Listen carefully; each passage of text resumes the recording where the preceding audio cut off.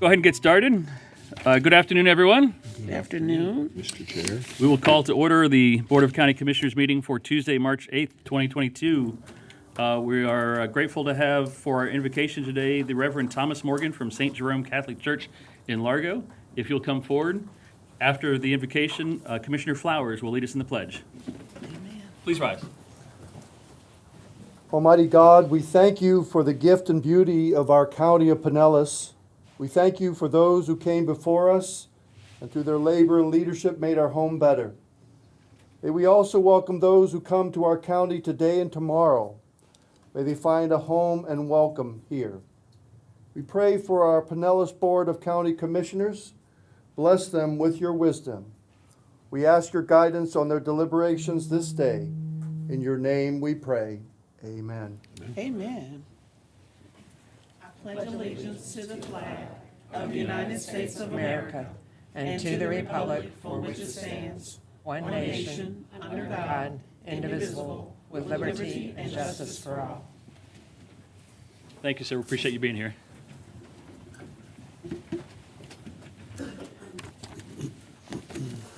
We have a couple of presentations that shall come down for.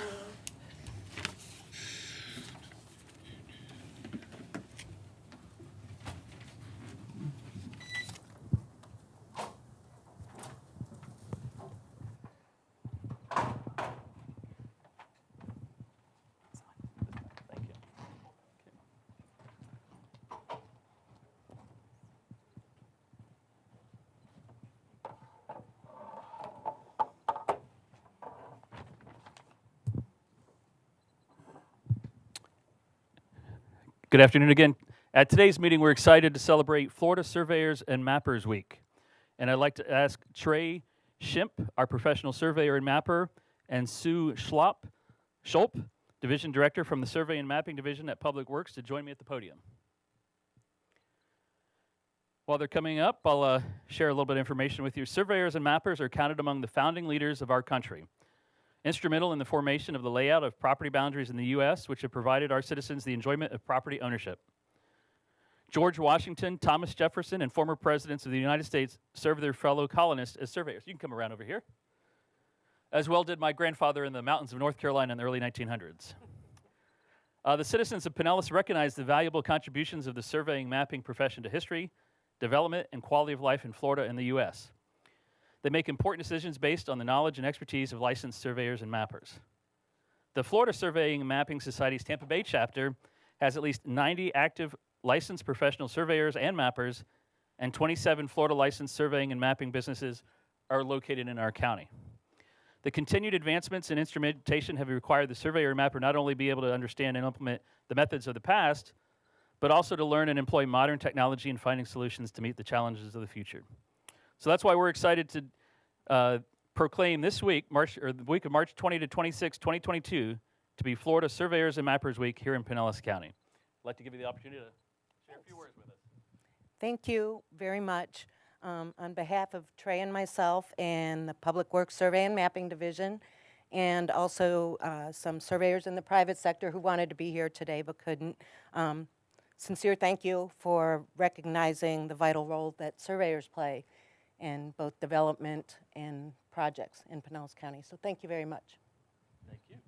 We're going to take a photo.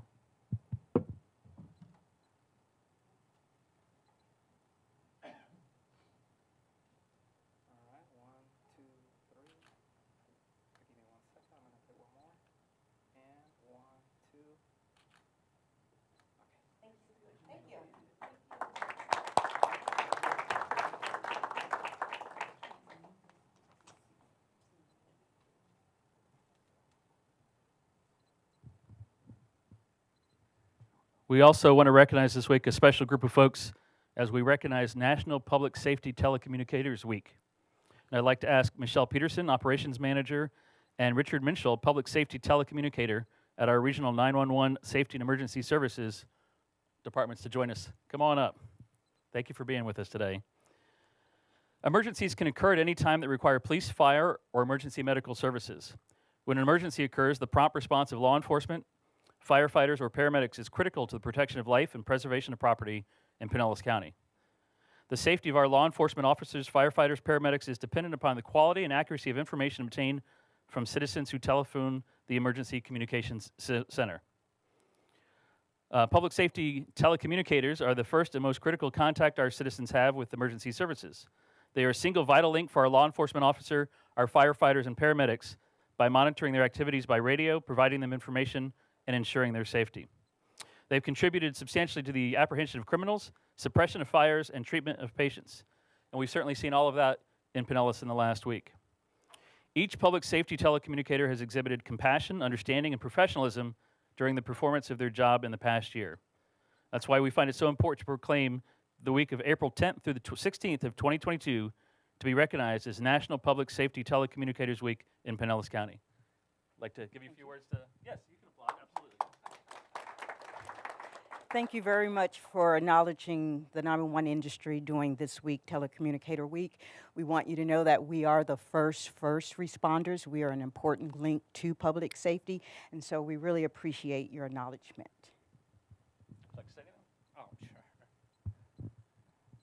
Sorry, I'm a little discombobulated. I'm more of a night shifter, so this isn't normally my time I'm awake, but thank you all. And it's a tough job, but we're all just trying to make sure the right help goes to the right place, right amount of time. And this county is very blessed to be a well-built and structured county so that it gives a lot of support to us.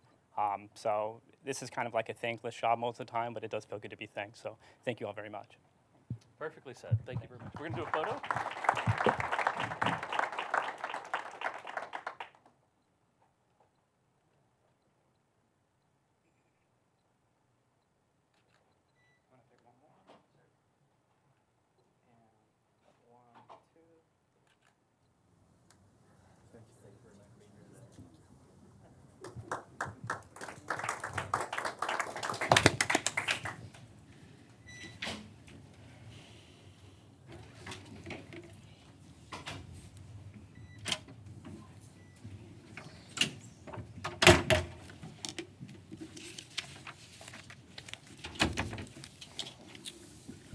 We're also fortunate today. We have a partner presentation. I'd like to invite Lariana Forsyth, the CEO of Community Action Stops Abuse, better known as CASA, to come forward and share with the commission.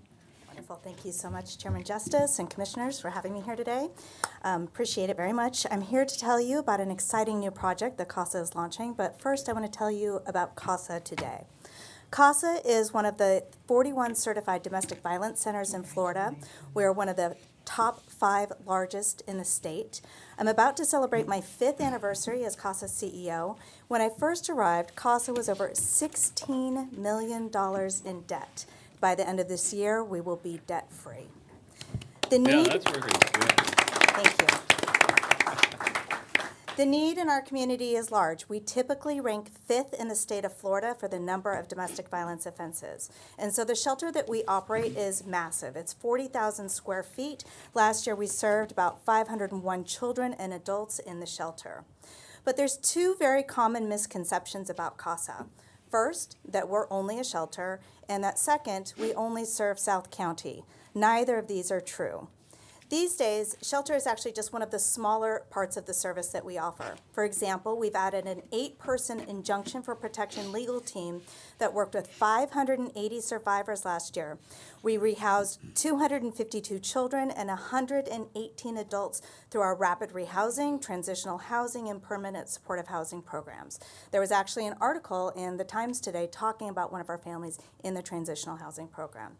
There's a one-sheet in your packet that details some of our other statistics, but first I want for you to take a look at a video that we'd like to show you some of the issues that survivors in the county have as they experience domestic violence. So if we could cue the video.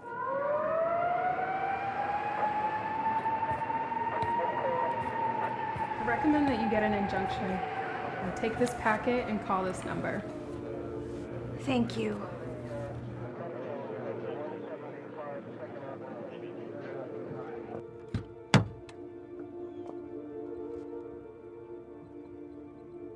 I need an injunction. Okay. Do you know what kind of injunction you need? I don't know. The police officer said I needed an injunction. I don't know what kind.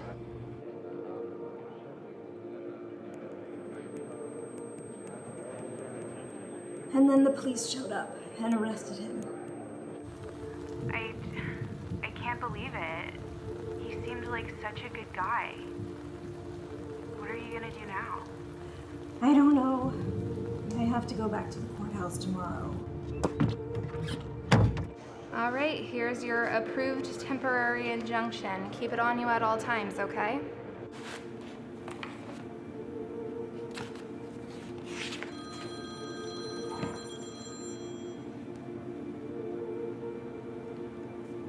Hello? Hi, this is Child Protective Services. We received a report that there was a domestic violence incident that your child witnessed. We're gonna need to set up a time to meet with you. Yeah.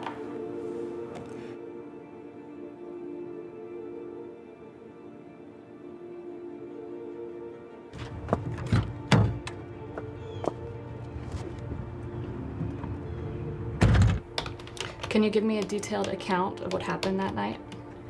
So, my husband came home from work, and he was just so mad, and he grabbed me. For charges of false imprisonment and domestic battery by strangulation, the defendant pleads not guilty. Trial will be set late next month. Let me see.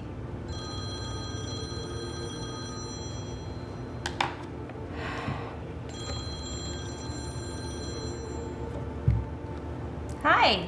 My son has never been accused of anything like this before. What are you going to tell the judge?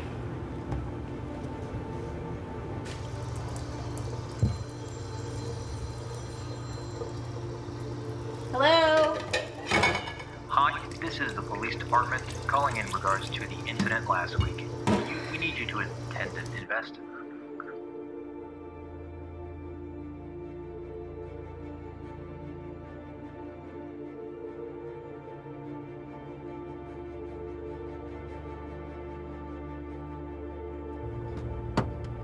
Can you tell us what happened last Tuesday at approximately 7 p.m.?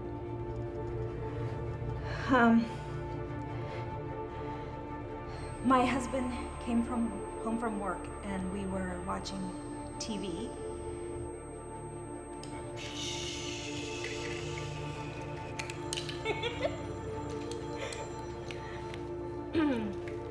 Hello?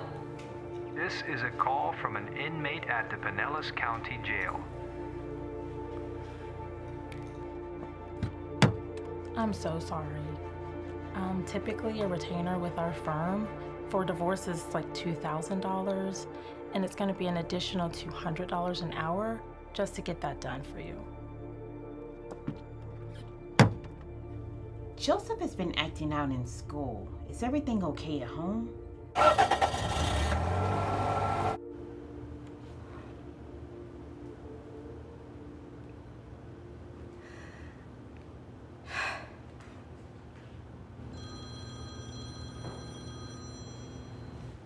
Hello? This is a courtesy call. Brandon Smith has been bonded out of the Pinellas County Jail.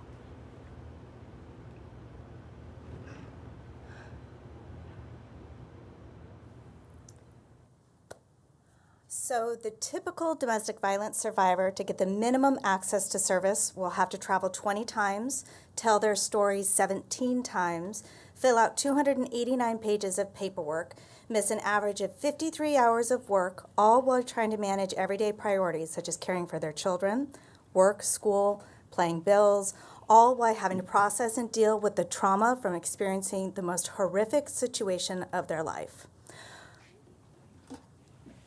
I'm supposed to cue my PowerPoint. Is it AV person? No? Okay, then we'll go without the PowerPoint. Okay. We're seeing it on our screen. Are you? Okay, great. We are? You are? It's showing up on this. Oh, I'm sorry. There we go. There we go. Okay, On our computers. There it is. there we go. Okay, so our Share county, oh, sorry. It was just you? No, go ahead. Like, you're chairman. That's why the priority That's what person, I- you get to see it. That's what I keep telling you all the time. So our county, as you know, is really rich with really great resources, but we've failed to look at the experience of a domestic violence survivor from their perspective. They're thrust into a system that they don't understand. They don't know how to navigate it. They are re-traumatized, and bluntly, most of them give up before they receive all of the services that they need to healthily move forward in their lives. So what is the solution? And I wish I could tell you that this was my really great idea. It's not. The first Family Justice Center was started 20 years ago in San Diego by elected City Attorney Casey Gwinn. Today, there's many Family Justice Centers throughout the United States, but there's none in Florida. The Foundation for a Healthy St. Pete had an experience with the Family Justice Center in another state, and so they were anxious to fund a study to test our community's readiness to bring a Family Justice Center to Pinellas County.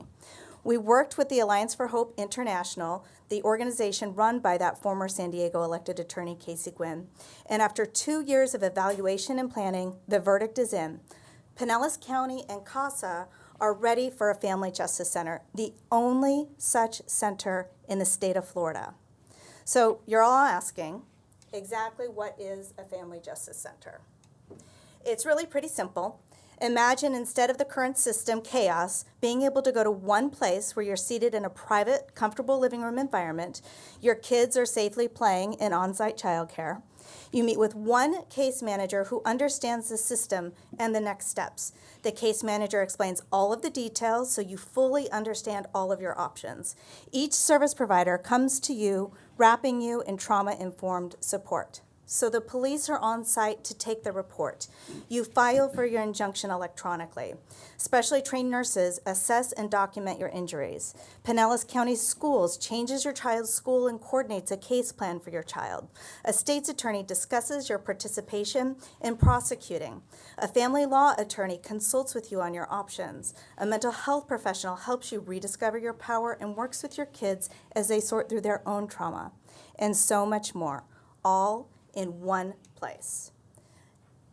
On your screen, you'll see a list of the committed partners: the State's Attorney's Office, Sheriff's Department and St. Pete Police Department, Bay Care and St. Anthony's Hospital, Gulf Coast Legal Services, Pinellas County School District, Learning Empowered, Suncoast Sexual Assault Services, Office of the Attorney General Injunction Team, Pinellas Clerk of Court, Community Law, Juvenile Welfare Board, and the Well for Life. These are the initial partners in the project. To be able to bring this resource to Pinellas County as quickly as possible, a donor purchased an adjacent building to CASA's existing building in St. Petersburg that will be converted into the Family Justice Center. We will start there with plans to open satellites throughout the county in the future. Based on Family Justice Centers throughout the country, remember there are hundreds of them. We anticipate reduction in Pinellas County DV homicides. In San Diego, they saw a 90% reduction in domestic violence homicides in the first 10 years at the center. Increased victim cooperation. Prosecution rates across Florida are very low comparative to the rest of the country, probably because the rest of the country has family justice centers. Increased direct services for children, as well as increased communication and collaboration with professionals working with the victims of domestic violence. Currently, we're finishing a capital improvements on the buildings, and we will soft launch the Family Justice Center in Pinellas County in July 1. We will launch publicly on October 19th. So commissioners, as always, I thank you for your support, and I hope that you are as excited about this important resource as I am coming to our county. Any questions for me? Thank you so much for being here. Do we have questions? Not a question, just a comment. Commissioner?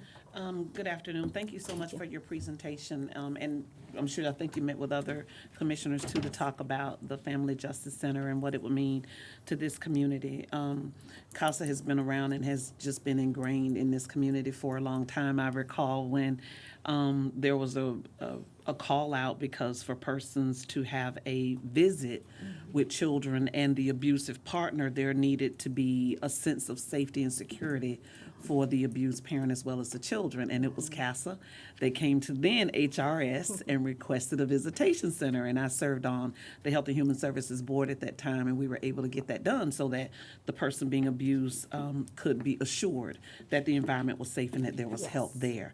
And so this, for me, is like really an expansion of that on steroids, because you have all of the components there that can assist the abused partner as well as the children, who often suffer in silence because they don't want to see mommy or daddy hurt, but they don't want to see the other parent hurt, and they're torn in between. So I look forward to this, and thank you so very much for the work that you all continue to do. And I saw my good friend Tamiko Lovett in that video, so I have to let her know I saw her in she there. looks great, doesn't she? Thank And you. you're exactly right, Commissioner Flowers. It's so important to deal with the children who've had this trauma experience. We've all heard of ACEs, right? Children growing up in a domestic violence situation come out of that family automatically with at least 2 ACEs. We know the more ACEs children have, the more difficult time that they have. So it's so important for us to reach those children early. Thank you. Yes, sir. Commissioner Yeah, Akers. thank you for the presentation. That was awesome, and I'm really excited about this this new venture. How does somebody get signed up to help or volunteer with your organization? So our website is casapinellas.org. You can go on the website, you can sign up there, you can call. But yes, we have a tremendous need for volunteers. Right now, CASA's services, we actually have 8 different sites that we're located at with all of our housing and shelter and all of that. So there's lots of need for volunteers. Oh, that's great. Okay, and say that again, the site. Casapinellas.org. Thanks. Anything else? Thank you so much for being here, and congratulations on the financial success. That is Thank you. yeah, It's huge, been a monumental tough 5 accomplishment. years. Yes, Really absolutely. good. But we appreciate all you do. Thank you so much. Thanks for being here. Before we go, we're going to go to citizens to be. Yeah, absolutely. Thank you, whoever started that on this side of the room. Before we go to citizens to be heard, I want to mention that Commissioner Long is out today on medical, but looks forward to being back at our next meeting. Citizens to be heard is next on the agenda, item number 4. I have 1 card in person and a few online. First up is David Ballard Geddes Jr. Come forward, you'll have 3 minutes to address the board. Hi, good afternoon, thank you. David Ballard Geddes Jr., I live on Georgia Avenue in Palm Harbor. The Declaration of Independence, serving as preamble to Hamilton's second Constitution, reveals that this government is here to eat us out of our subsistence, to burn down our towns, to ravage the coasts, to complete perfidy and works of death. It declares itself to be deaf to the voice of justice and consequenity. The word consequenity is derived from the root word sanguine or sangria, which symbolically is viewed as the blood of Christ. We, as followers of Jesus, partake in Holy Communion through the drinking of wine or sangria in recognition of Jesus' sacrifice for us. Sadly, the Declaration of Independence is deaf to the sacrifice Jesus made. While bleeding on the cross, the voice of Jesus cried out, "Forgive them, for they do not know." And from that point on, Jesus' stand on water was made known biblically. Knowing this government has declared itself deaf to the voice of Jesus and his stand on water. Jesus stood on water for a purpose. You get baptized in water for a reason. Jesus talked to the Samaritan woman at Jacob's well to make a deep spiritual point in truth. He calmed the holy seas, and he turned water into wine. The Declaration of Independence, declaring itself deaf to the voice of consequenity, is an act of sacrilege against the sacrifice of Jesus himself. And upon such constitutional act of sacrilege and such desecration of the water supply, the entire political establishment on its face has self-incriminated itself in and on its own election, choosing to be in accord with an act of biblical blasphemy as based on the 14th Amendment. Upon the statement of knowledge made by Jesus while bleeding on the cross, from that point forward, you knew better, for now you do know. For this government cannot say that they do not know, for Jesus made it clear. This government shall be held accountable for turning our sacred water into vinegar. Thank you. Next is Greg Pound. If you come forward, you'll have 3 minutes to address the board. Yes, Greg Pound, Pinellas County. I just want to show you the sign I got arrested for, standing on 49th and Park. I stand all over the county with these right here. This one here, and this one right here. Jesus is coming soon. Are you ready? And the fool has said in his heart, there is no God. Okay, and so there's something wrong. This isn't the first time. I mean, I've been to jail over stuff like this. And so what happens when you go to jail for doing right, when you're doing right, telling people the truth, and especially exposing the corruption in our government, our local government, and so forth. And I've been here now. You guys got me in this fight for a long time now, and I don't see the end of it. I mean, we got an illegal sheriff, Jim Coates' lawyer, shouldn't even be here, Robert Guattari. I mean, it's illegal. I mean, he goes up in Tallahassee and he says before the Senate committee, I'm not only the sheriff in Pinellas County, I'm also an attorney. And see what happens, we got all attorneys up in Tallahassee now. And they don't even know the kind. I mean, how can you go to law school and not understand the separation of power clause to protect our government, to protect our whole system from corruption? Because they understood that when people get in office, they think they're God. They literally think they're God.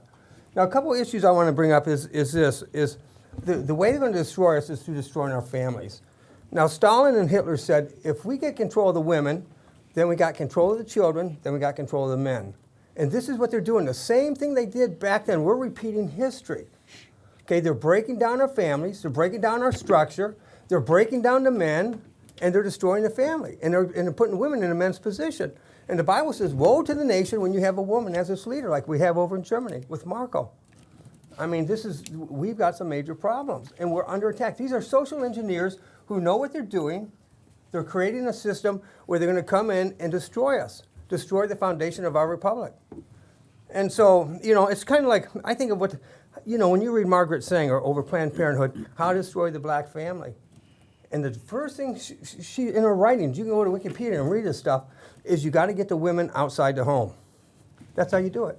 You get them outside the home, you separate the children from their fathers, and then you got them. And it worked so well for the strongest community we had because of oppression, because of the racial indifferences that we had back then. It forced them to be so strong and so united as a community that you couldn't penetrate them. But they went in and what they did is the promise of wealth and all this junk from China. And this is how they destroyed their family. And now they're doing that straight across the board to everybody to destroy the society. And I'm saying you people better see what we're going to get in return isn't going to be nice. It's just not. Your money's going to be worthless.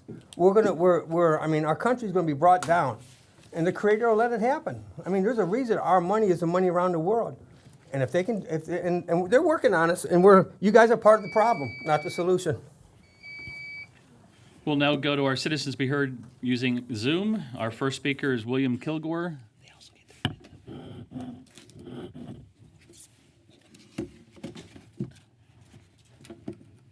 And you're unmuted. Hi and you there. have 3 minutes, Mr. Kilgore.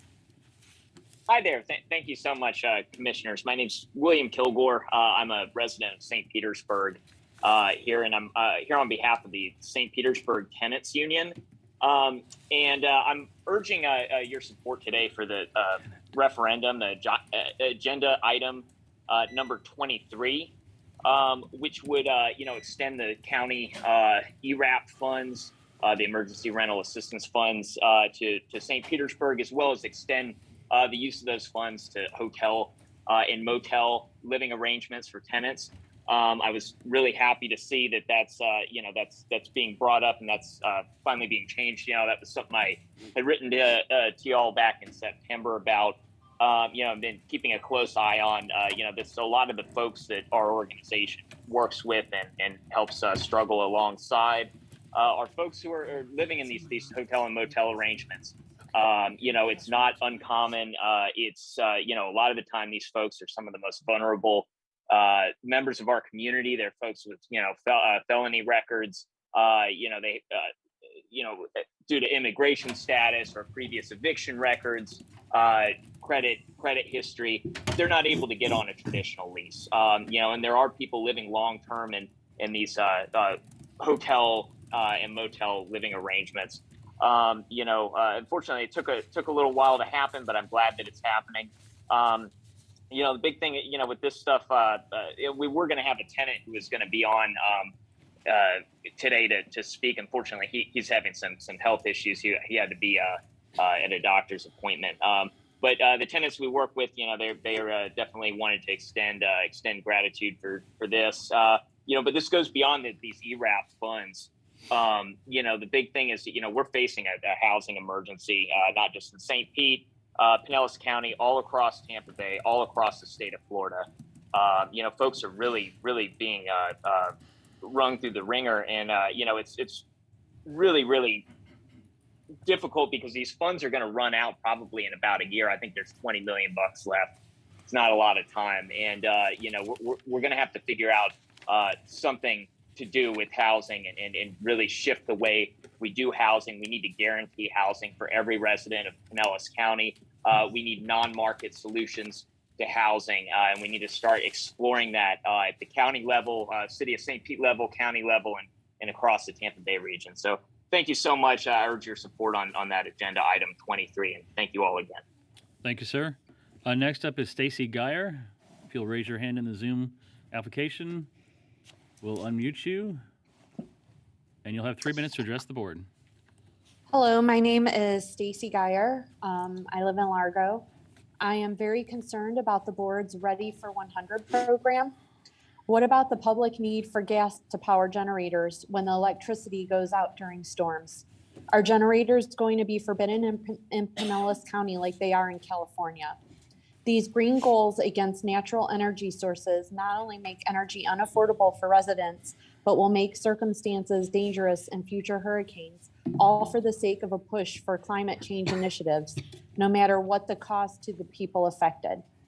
We need to look not only at how hurricane evacuations would look, but how these lithium batteries are mined as well as disposed of. The mining of these batteries can cause serious environmental issues. Due to the amount of water that goes into mining, droughts can and have occurred, as well as deadly toxins being released into sources of drinking water. Not to mention that many of these mines in Africa use child labor in horrendous conditions. What about the disposal of these batteries? Manufacturers don't like to disclose exactly how they're made as proprietary information. This makes lithium batteries difficult to dispose of properly. Oftentimes they are just being dumped in landfills, which we have yet to see how that will fully affect our environment. As a follower of Christ, I believe humans were given dominion over this world, which means not only are we responsible for controlling it, but also how to care for it. I would love to see our community explore ways to preserve our natural resources, but we can't just jump on every trend or talking point that comes along without real research into positive and negative impacts. Another concern is how our infrastructure can handle a massive influx of people moving to the area with the added incentive of high-rise, low-income housing built with $80 million in pennies for Pinellas money. One option the board could explore is to brainstorm ideas like housing vouchers for residents in need instead of building vertically on every square inch of land in the county. Our roads are already congested. While an influx of additional people means more taxes for this board to collect, more is not always better in this densely populated peninsula. Condos and apartments are shooting up everywhere. What is being done to accommodate the additional waste coming from the sewers or damage to the roads? Will the roads be widened for evacuations during a hurricane? These realities need to be confronted before continuing down this path, and this path is a dangerous one. The pendulum has swung so far to the left because citizens have let local government slide unchecked for so many years.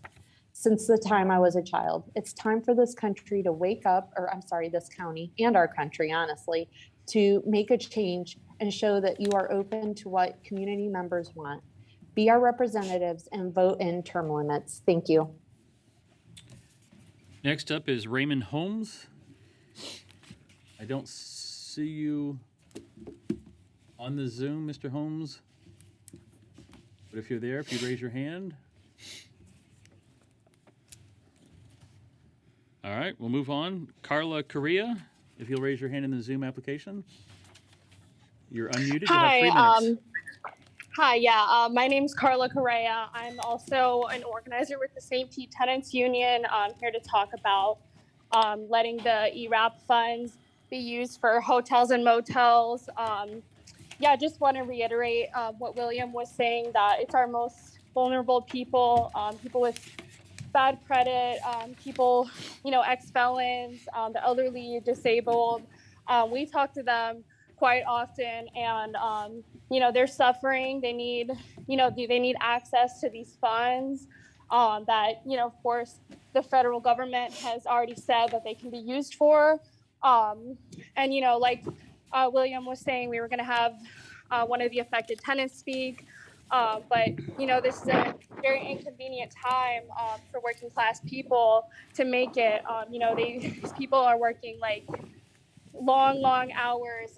But a lot of people in the city, even people who are not affected by this, a lot of people in the whole county, I should say, care about this and are watching. So definitely do the right thing and allow for these funds to be used for people in hotels and motels.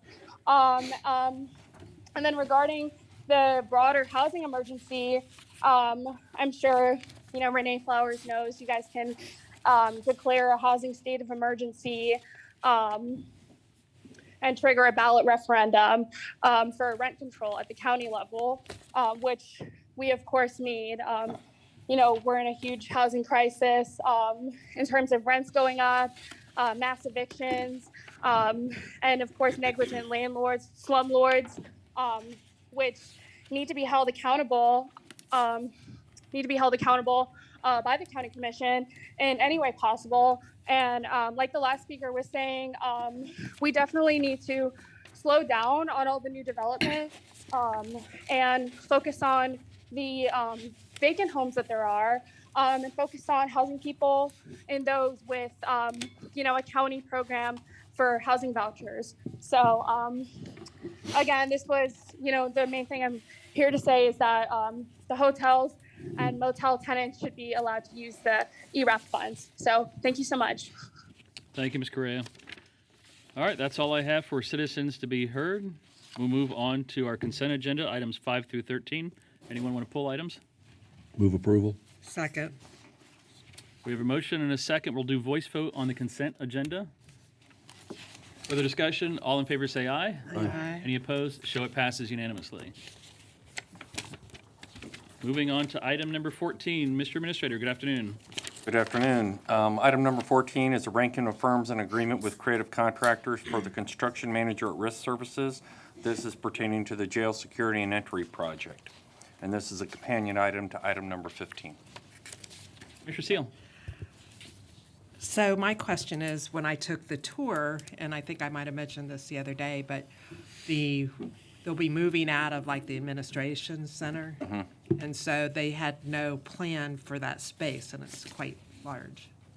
Well, so Kevin, I don't know if, or I guess we had the Lieutenant Roberts, he could address if you have any current plans for that. The way the flow would work, it's not an entry point, but I'll defer. Right, and Commissioners, good afternoon. Commissioner Seal, half of that space is still going to be used as is, because where the kind of the horseshoe-shaped desk is in that area, that's still going to be manned with a security specialist to direct the incoming professional visitors, whether they need to go to South Division to attorney visitation, or whether they're going to Central Division, which floor on Central Division and whatnot. So that the big atrium space with the horseshoe desk is still going to be manned and is still going to have an operation. But that does leave the space to the immediate right when you come in those doors.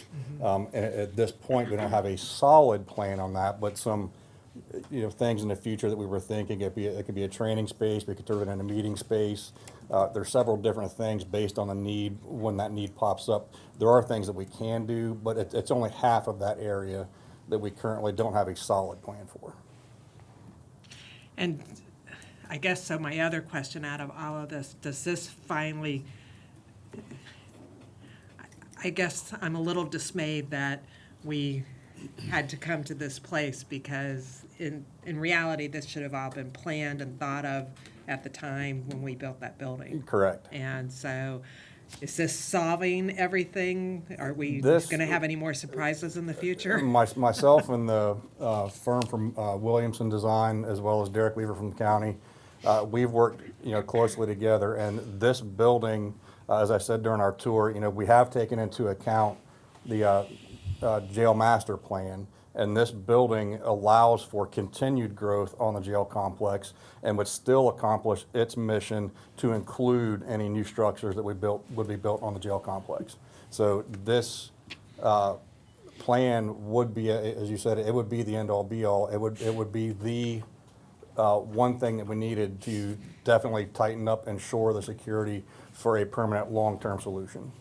Okay, thank you. Commissioner Eggers. Yeah, first of all, Lieutenant, thank you for the tour. Appreciate that yesterday. Nice day. Also, just amazing, just every time you get a chance to get down there to see the enormity of the project, Yes, sir. what goes on at that center. So thank you for your service there and to your colleagues.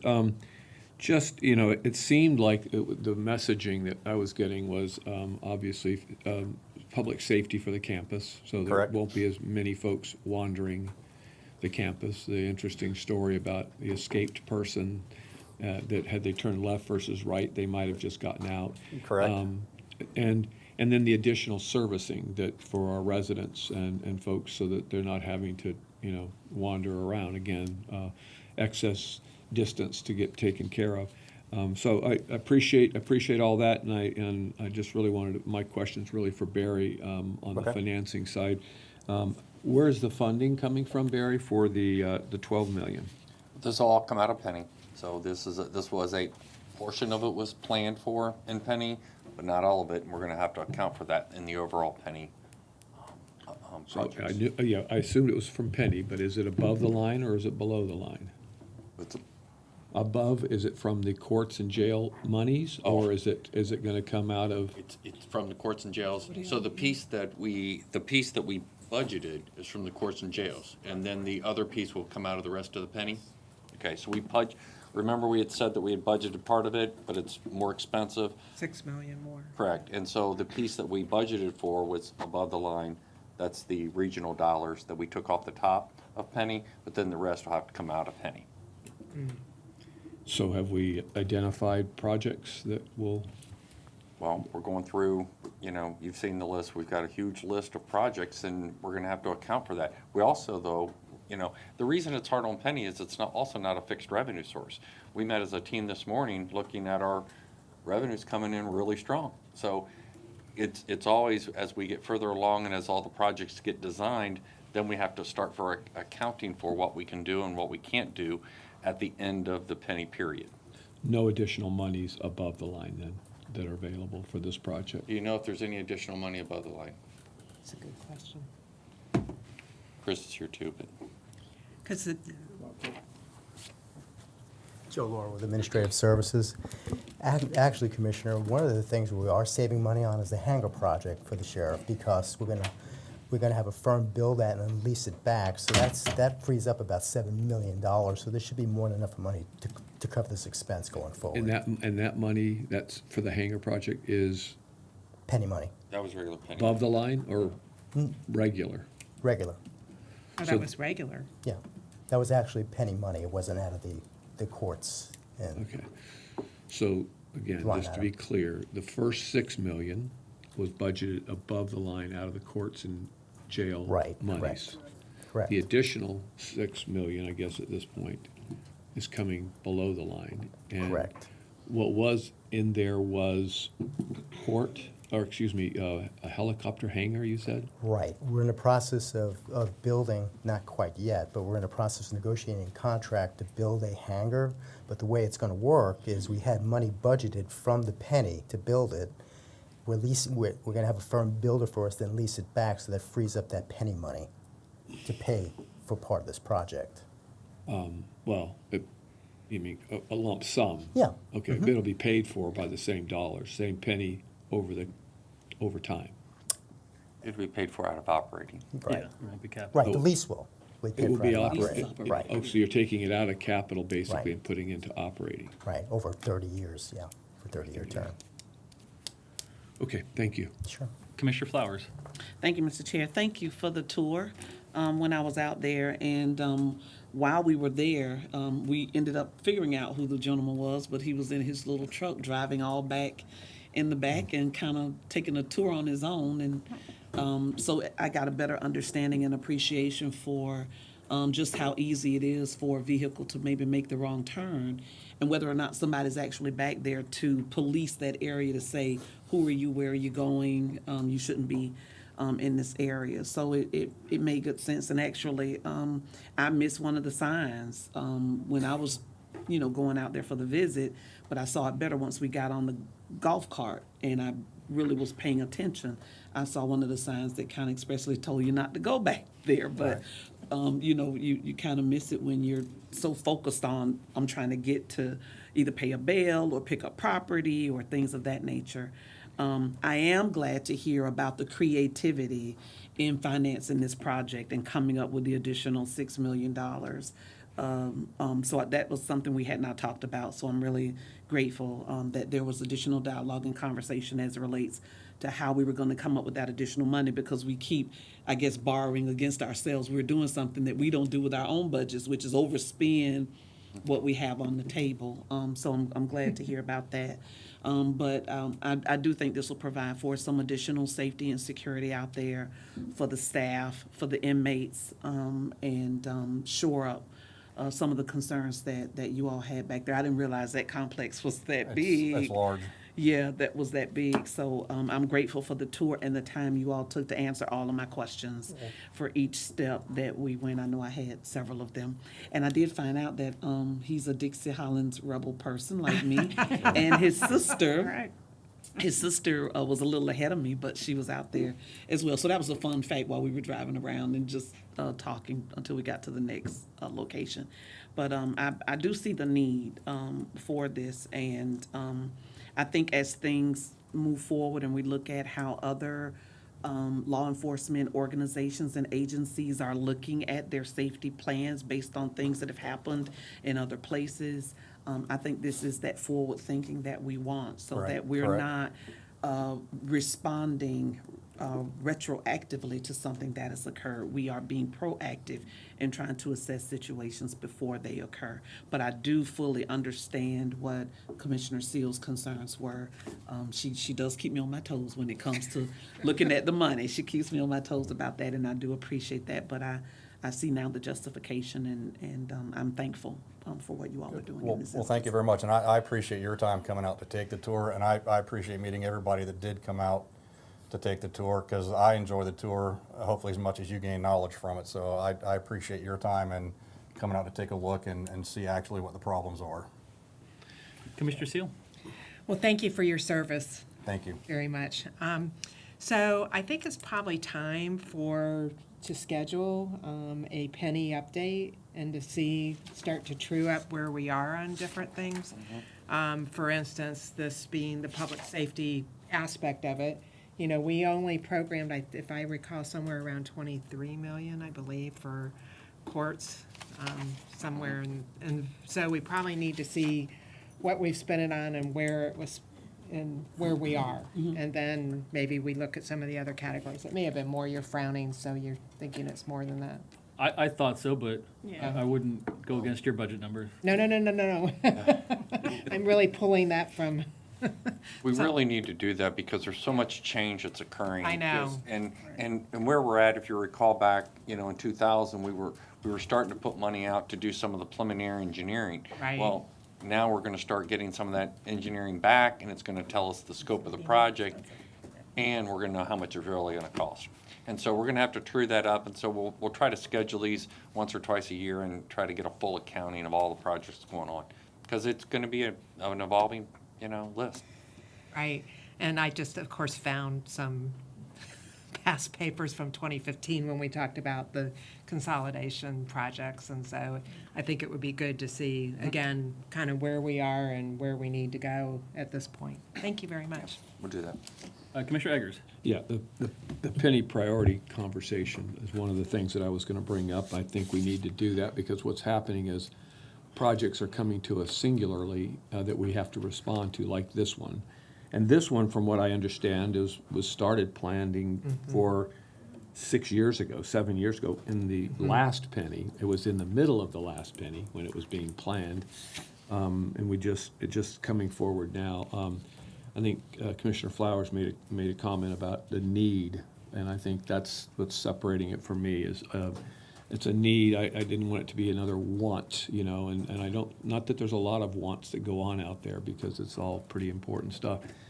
I see this more as a need, not necessarily that we have major issues out there every day, because we don't. We've been fortunate. 60.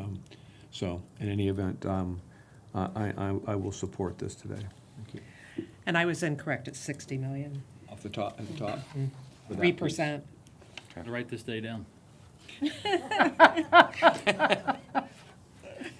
Further discussion, questions, or is there a motion? I make a motion that we approve. Second. We have a motion by Commissioner Flowers, second by Commissioner Gerard. 14 and 15 or 14 and 15. For item number 14. We do them together. It was or wishful separate? thinking. We'll do it one separate. One at a time? Okay. We'll do it separate. Item 14. Item 14. The clerk will open the board. Commissioners will proceed to vote. It worked. And yours is not? I'm a yes. I'm a yes. Lou, Lou, maybe it's that seat. want to come take a look? It's that seat. Because I wasn't working over there, I'm working over here. Oh, we're up to 6. And it passes unanimously, 6-0. Item 15. And this is the ranking of firms. This is with William DeClar Associates for the design services for the same project. Move approval. Second. Motion by Commissioner Flowers, second by Commissioner Gerard. The clerk will open the board. Commissioners will proceed to vote. Okay, I spoke too soon because. There you go. There we go. Oh, I came up as, oh no, that's right. I'll vote yes. It passes unanimously, 6-0. Over here. That's good. Over there. Item number 16, Mr. Administrator. This is declaring surplus and authorize the sale of donation of miscellaneous county-owned equipment. Move approval. Second. I'm sorry, motion by Commissioner Egger, second by Commissioner Flowers. The clerk will open the board. Commissioners will proceed to vote.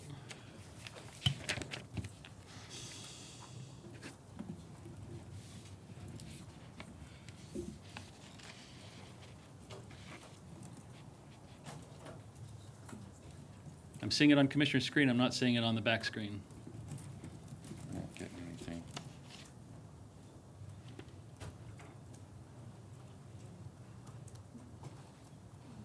So what were the results?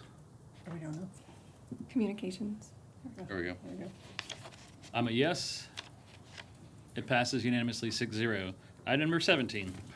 This is the First Amendment to the Public Transportation Grant Agreement with the Florida Department of Transportation for the design and construction of new taxiways at the St. Petersburg Clearwater International Airport. The approval is a First Amendment to it's a public transportation grant. So the first $200,000 will be for design services for new taxiways, and the additional $2 million for the construction of the taxiways. And this is for servicing the other parts of the space around the airport for the Airco site. Questions or motion? Motion by Commissioner Peters. Second. Second by Commissioner Gerard. The clerk will open the board. Members will proceed to vote.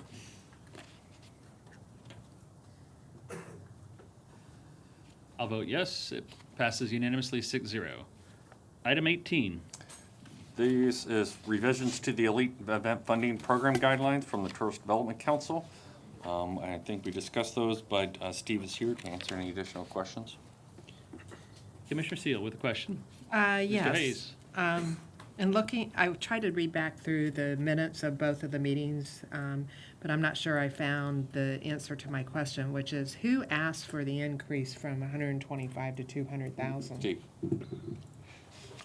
Pardon me? Mr. Hayes will come forward and provide an answer. And then why are we reducing the room nights rather than sticking with that? Two questions. Who asked for the increase to 200,000? Commissioner Steve Hayes, Visit St. Pete Clearwater. I think it might have been Mr. Henderson, but I'd have to go back and listen to the tape to see who that was. But it was a member of the TDC that asked for that. Okay. And then on the room nights, what we did is because one of the comments that we've heard from members of the Tourist Development Council and others was, are those realistic numbers? And so when you, in fact, if you went back and looked even to Capitol, some of the room nights were the same as for a major building or project as you would have for an event. So what we did is to boil it down scientifically, looking at our research data that would go back and say, typically at an event, and it could vary by event, but look at it by how many people were staying overnight, what was the average length of stay overnight, and it's all based on the attendance levels. So that fluctuated. That gave us more of a number, but then we were able to go through and change it per each of the categories to hopefully make it more realistic. And then what we will do is, after each event, look at each of them and see how close we were to that number. And then the new Category 5, for the new events, this is really to allow the door to open so that they don't have to be up, say, for a year and prove their figures. This is really kind of what this whole program was designed for originally when you go back over history, which is to spur new events. So, exactly. And I kind of have a problem with increasing it to 200,000. I think people will automatically just ask for it, so I just have to state that. Commissioner Gerard. So I had a question about Category 5 too. So that just applies, does it apply to all events or just the smaller ones? For example, the golf tournament that happened for the first time last year, a year before, Pelican, that's not what that's talking about. No, They would still be going under a larger category. Yeah, and I think maybe an example I used with the TDC was Hayes's Goofy Golf is going to have an event. It's never been held in Pinellas, but maybe it's been held someplace else. And based on some information, we feel it's a good fit. It meets criteria. It meets marketing objectives. Does all those things. Here's a way to at least get them into the cycle, and then go through and survey at it. And then we can come back and look at it and say, if you're going to apply further, future years, it's probably going to fit into this category or maybe no category at all. Okay. And I guess I would have an issue with the 200,000 too from 75. That's quite a jump. It is a jump. I mean, could we make it 150 You for mean Category 1? You mean 75 increase? Yeah. Okay. Okay. Not Yeah. from 75. I thought that's what you said. No, it's going from 125 to Right. 200, which I could live with that. I just, sometimes I think some of the applicants don't necessarily need the funding, and that's what I kind of have an issue with. Right. And have for a long time. I mean, I always give the Grand Prix credit because that way decided that they didn't need to come ask us for any more, and that gained a lot of respect for me. But Further questions? Probably one of the bigger draws.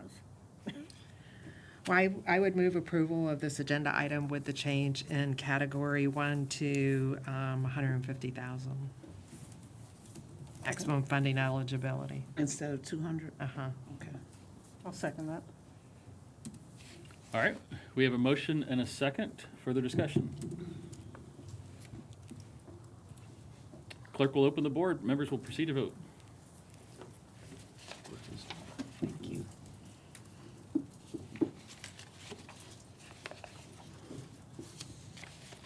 Passes unanimously. Thank you, Mr. Hayes. Item number 19. This is a Eastlake Community Library Municipal Services Texting Unit Special Project Funding Request. This is for the purchase and installation of outdoor aluminum storage sheds to replace 2 wooden sheds that have exceeded their useful life. Motion to approve. Second. Motion by Commissioner Eggers, second by Commissioner Seal. Further discussion? The clerk will open the board. Commissioners will proceed to vote. Passes unanimously. Item number 20. Item number 20 has a couple of items to it. First, it's a recommendation for mowing of and cleaning up of alleyways. But first, because of the Florida Dream Center bidding on this, then we have to pass Form 4A, which is a disclosure and waiving of that conflict. And then the award of the bid is to Island Way Property Services for the mowing and for the Florida Dream Center for the trash and cleanup. So those three actions. Questions? Mr. Seal. So I was curious because when you looked at the bids, obviously bid number one was the lowest with Island Way, but then why did you do optional services? The Florida Dream Center and for that amount? So that's one question. The second is, are these private alleyways? Good afternoon, Commissioners. This is Chris Moore, Assistant to the County Administrator for the Loma. We proceeded with the optional services for the heavier labor-intensive items for the alleys. They are publicly owned right-of-way alleys, but you know, to go in and clean up some of those alleys, someone like Island Way would have to have a lot more heavy-duty equipment than they would normally have, and the Dream Center has expertise in that, and we're a lower bidder on that portion of the contract. So it was, I couldn't find the document, so it was bids separately? Correct. Okay. All right, very good. Also, I'm happy that this was funded by the CRA because I think that's an appropriate source of monies. Had it come from the MSTU, I would have had a little bit of an issue with it. No, it comes from the CRA. Because it sets precedent. Yes. Mr. Eggers. I did, I saw the bid for alley maintenance. So it was $56,000 for Island Way. I didn't see the other bid. Did the others bid on it? They bid individually on the actual mowing and then also on the optional services, which included the clearing of the alleys. It's not in here. Yeah, so we just have a very small bid tabulation that just lists. that just has $56,000 for Island Way and $128 for Dream Center. So clearly, Island Way was a lot cheaper. And I believe that was for the actual mowing. The optional services, the Dream Center was the lower bidder for that, and that would be to go out and clear some of these overgrown alleys. What were those numbers? It's, if you look at the agenda item, it's cyclical maintenance is $56,000 Island Way, Florida Dream Center in the amount of $63,000 for optional services, as described. No, I was looking for the bids. Was that in there too? I didn't see that. Well, I'm just looking at the surface I just agenda see the item right now. service agreement. I'd have to get back to you on the actual numbers if it's not provided in your packet, but the Dream Center was lower than Island Way on those optional services. So but I mean, just to be clear, you selected the lowest bid for each of the individual items.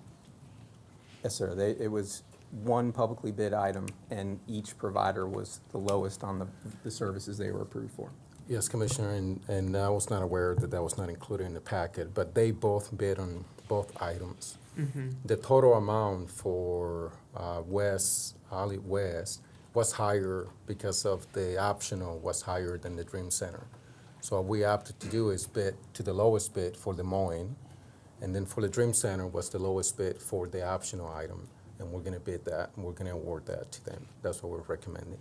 So the award is to the lowest bid for each one of the items that they bid it for. I think he was just trying to see the actual RFP that was submitted.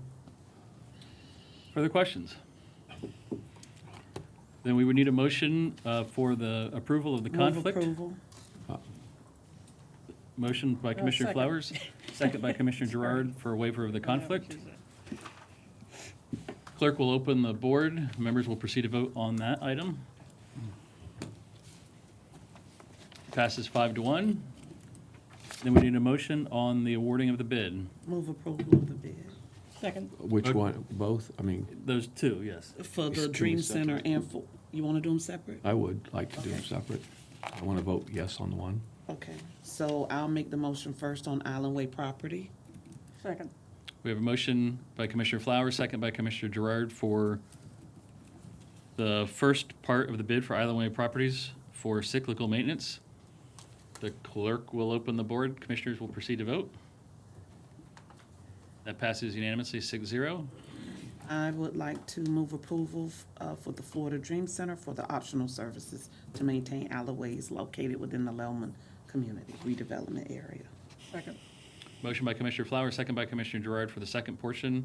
The clerk will open the board. Commissioners will proceed to vote. And that passes 5-1. Thank you very much. Item 21. Item number 21 is the First Amendment to the fiscal year 2022 Lellman Community Redevelopment Area Work Plan. There are several items listed in that. I would ask Chris to come up and just kind of outline those for you, answer any questions. You can also stay up because we have item number 22. Hello again, Commissioners. Christopher Moore with the Assistant County Administrator for Lellman here again. So the work plan updates, there's a few there. They're all reflected in red for anything that's changing on the work plan. The substantive changes include increasing the award of the programmatic amount for the residential site improvement grant program. So that's the facade improvement grants that we've administered. Just increasing it to meet the current demand we have for the program. We've got a waiting list and want to go ahead and increase the amount there. Other items that were down really adjusted. It's not as though we're cutting services from those programs. It's a more accurate forecast for what we'll spend for the remainder of the year. And that way, the total approval for the work plan remains the same as what you originally approved. There's no increase in funding. Other items that increased include funding for a kitchen at the Lellman Exchange. So Emergency Management secured a grant from the Duke Energy Foundation to purchase commercial kitchen equipment to further strengthen our sheltering capabilities at the facility. So the CRA would like to go in and contribute funding for the installation so that it can be used for community programming during non-storm events. And the item number 16 there is the increase, adding the funding for implementation of the Lellman Exchange Strategic Plan, which is the following agenda item. I'm happy to answer any questions. Thank you, Mr. Moore. Are there questions? And these are all CRA funds? Yes. Those are, they're in question. Commissioner Seal. So it's not clear to me, is this just the amendment to the CRA plan and not the lease with the St. Petersburg Foundation? Because that's the next agenda item. That's the next item. So on this, But the recommendation, and it's included in this agenda item, and I want to make sure that clearly is a separate vote. Yeah, included in the item would be a recommendation. You're sitting right now as the Community Redevelopment Agency, okay. and you'd be recommending to the Board of County Commissioners to approve the agreement with the St. Petersburg Foundation. Because I have quite a few questions on that, so. Okay. So I agree with amending the CRA plan, but I hold till the next. Further questions, or is there motion? Move approval. Second. Motion by Commissioner Flowers, second by Commissioner Gerard. The clerk will open the board. Commissioners will proceed to vote. Passes unanimously 6-0. Item 22. This is the Lellman Exchange Master Lease Agreement and Management Agreement between Pinellas County and the St. Petersburg Foundation. And I'll let Chris just give you a brief summary of that. Yeah, I'll go ahead and have some slides for you here today. Before I start, I want to obviously thank you all for your time. Also want to thank some partners we have in the room. We have folks from the St. Petersburg Foundation, Joe Hamilton, Irv Cohen. We also have Amy Ciance. We also have Tim Staley in the room, the COO for the YMCA Greater St. Petersburg, and certainly an anchor tenant there at the Lellman Exchange. Online, we also have the chairman of our CRA Citizen Advisory Committee, Jeremy Heath, who has served on the panels that for the procurements for the strategic plan itself, as well as procuring an entity to implement it. So the purpose here today is just to give you a brief background about the CRA, the redevelopment plan, how it ties back to this initiative at the Lellman Exchange, provide a background on the procurement policies we followed to get here today, and then also walk through some of the key aspects of the agreement before you for your consideration. Just background on the CRA, so obviously it's governed by Chapter 163 of state statutes. In that statute, it requires a redevelopment plan to be approved, which we have done, and these 9 objectives you see here are essentially the ways we go about addressing the blighted conditions in Lellman. We created an annual work plan process. As you're aware, you just approved an amendment to it. But each project on that work plan has to tie back to one of these objectives, which thereby essentially means it conforms to state statute. The link to the Lehman Exchange Initiative and the redevelopment plan. So Objective 6 is a healthy community initiative, calls specifically for access to encourage access to community programs by supporting centers for social, recreational, and educational opportunities. Elsewhere in the plan, it speaks to contributing funding for a community hub that supports a variety of initiatives you see there on the screen, from educational opportunities to workforce development, from kids on up to adults. Background on the Lehman Exchange. So it was a charter school we acquired in 2018. It's nearly 6 acres. It's adjacent to the Raymond H. Neary Community Park, for which we have a master plan underway right now. And Building A, the newest building, it's a 2-story building. I mentioned the kitchen with regard to the sheltering capabilities. We also had a whole building generator installed there, so it is serving as a special needs shelter during storm events. Without going verbatim on all of the text here in front of you, the bottom line, I think, is that we've established a strong baseline foundation of partners at the facility right now, with the YMCA offering their preschool services. They have 3 great senior citizen recreation or exercise programs, from Silver Sneakers, but also programs addressing Parkinson's and diabetes prevention. Gulf Coast Legal providing critical legal services, Career Source, and also the Broach School and Accelerated Teaching Center, which is a special needs school and a special needs counseling agency.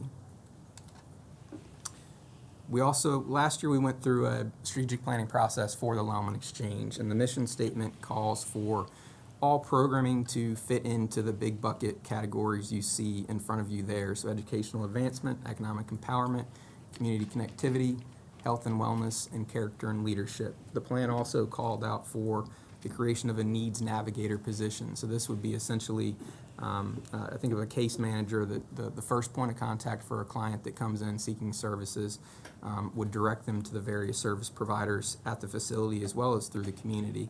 And it also calls for that to be done through what's referred to as a collective impact model. So that's a structured, systematic way of collaborating amongst service providers across multiple sectors. And so that calls for 5 basic criteria to implement a collective impact model. One would be included a common agenda, so that the nonprofits that are participating aren't solely focused on their individual mission statement. There's a collective common goal that they're seeking to accomplish. Another item there is shared data and shared metrics, not just sharing the data, but actually having similar metrics, so they're sort of all speaking the same language.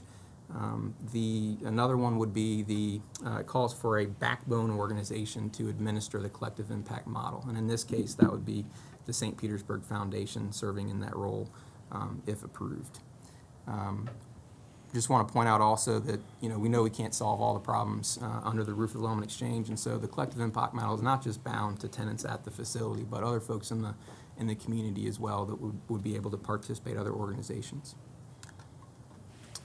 This is just the top needs identified in the strategic planning process. At the top there you see community center and recreation center, which we believe, the community center, I think that speaks to the more traditional uses that the community really wants, just a place to congregate, to celebrate, family fun type of events, and I think that can be directly addressed through the community connectivity bucket that was on the previous slide. The recreation center can be addressed in a multitude of ways, from the health and wellness category, also the character and leadership category, providing those kids some mentorship opportunities. The procurement process, we went for the implementation of the strategic plan. So we went through a publicly bid process for that as well. The panel for both of those, the strategic plan and the implementation, both included representation from the CRA Citizen Advisory Committee as well as a variety of county departments. With regard to the implementation and the agreement before you today, the St. Petersburg Foundation was selected. Their team that they proposed is included below there. I want to point out the Community Foundation of Tampa Bay and offer a big thank you to them. So Marlene Spalton, their CEO, and Jesse Caraggio, I think the Director of Community Impact, participated in the strategic planning process and have stepped up to the plate here to pledge $210,000 to fund that needs navigator position for 3 years. And they also have experience administering a collective impact model. So I think some of you may be familiar with the LEAP Tampa Bay model. It's a collective impact model geared toward increasing participation in higher education for kids, and they've won a national award just this year for that work as well. It's nice to have them on the team and able to provide some consulting services on that regard. The other partners provide a variety of, it's really a strong public-private partnership, and organizations like the Social Venture Partners, St. Petersburg Group, a lot of sort of senior business executives that are also interested now in the philanthropic sector. St. Petersburg Catalyst is a part of this as well and can provide some much needed marketing services for a community like that and really help folks become aware of all that's going on in Lellman. Key aspects of the agreement. So the foundation will be responsible for both operations, programming, and maintenance of the facility. The county is going to maintain all structural components, so we'll be still responsible for maintaining those items. The foundation will have the ability to execute leases on our behalf, licenses, and so on. In terms of accountability, if you will, the foundation will be required to provide a business plan each year that's submitted to the county administrator and approved either by the county administrator or his or her designee. Part of that process would also include an annual performance review of the foundation's work. So just an effort there to ensure both parties stay engaged and are held accountable under the agreement. It also calls out for a separate bank account to be created where all operating revenues would be deposited, and spells out how any net operating income would be distributed, including 25% to the foundation for discretionary purposes, 50% to be reserved for capital or unmet programmatic needs at the facility, and 25% coming back to the county's general fund to reduce our internal cost allocation. And this is the pro forma associated with the agreement. So it spells out some of the additional rent that the foundation will be required to acquire, the commitments from the Community Foundation of Tampa Bay, as well as other grants from foundations or a variety of services. So they'll be required to raise additional funds. And then you see there the contributions from the county, from the CRA, as well as from the county for utilities, contracted services, and maintenance labor for the facility. And the expenses would then go for the foundation's operating budget and then to pay down those utilities and contracted services as well. And we've held those flat. Typically, we would expect an increase from year to year in those services, but by allowing the foundation to implement them, we're hoping that they'll be able to reduce some of those expenses, and therefore we're holding them flat throughout the agreement. And with that, I'll be happy to answer any questions. Commissioner Seal. Who else applied? The Florida Dream Center was the other entity that applied. Okay. And did you do it as a traditional RFP, or was it just a letter of interest? There's a letter of interest process. So you targeted who it was sent to? No, it's blasted out to the applicable entities with those types of services. So Demand Star, I believe, is the name of the list that it's blasted out to. Mm-hmm. And what kind of, they're going to operate and manage and lease the remaining 40% that's still left to be leased. Mm-hmm. Who will determine the lease rates? Who will determine which partners there get an increase? This is a very new venture for us, so I have... Indeed it is. We would be asking them to handle those responsibilities, but we would have the ability to manage that process through the annual business plan submittal. And what kind of, I looked up both the St. Petersburg Group and the St. Petersburg Foundation. I don't see that they do this type of business already, as far as leasing and managing a property. They don't have experience maintaining a facility of that nature. We've discussed this at length with the Department of Administrative Services, and certainly prepared to assist them throughout that process. And we'll still have eyes on the facility to ensure that it is being properly maintained and therefore not leaving anything unaddressed that might lead to a later, more significant capital expenditure. And tell me more about why they have the ability to do the philanthropic naming rights. That was not mentioned anywhere. I just found it as an attachment. Explain to me more about that, because I do have, this is also setting precedent for the future, and I have some real issues with that. Certainly. And during our research process for the strategic plan, one of the facilities we looked at was the University Area CDC over in Hillsborough. So we took a field trip over there, and they had a naming rights aspect there. And I think that's where the idea first came into our head. But as you enter the facility, I think there's different bricks and things like that that people can purchase as a donation to the facility and the operations. Not necessarily a huge moneymaker per se for a facility like that, but it is a good way to engage donors and to encourage, to develop those relationships with private donors, to allow them to feel a part of the process, and in that fundraising aspect, develop that long-term relationship and hopefully secure additional funds. And I mean, are we going? I read through the policy, which we did many years ago, and we really have not used it much.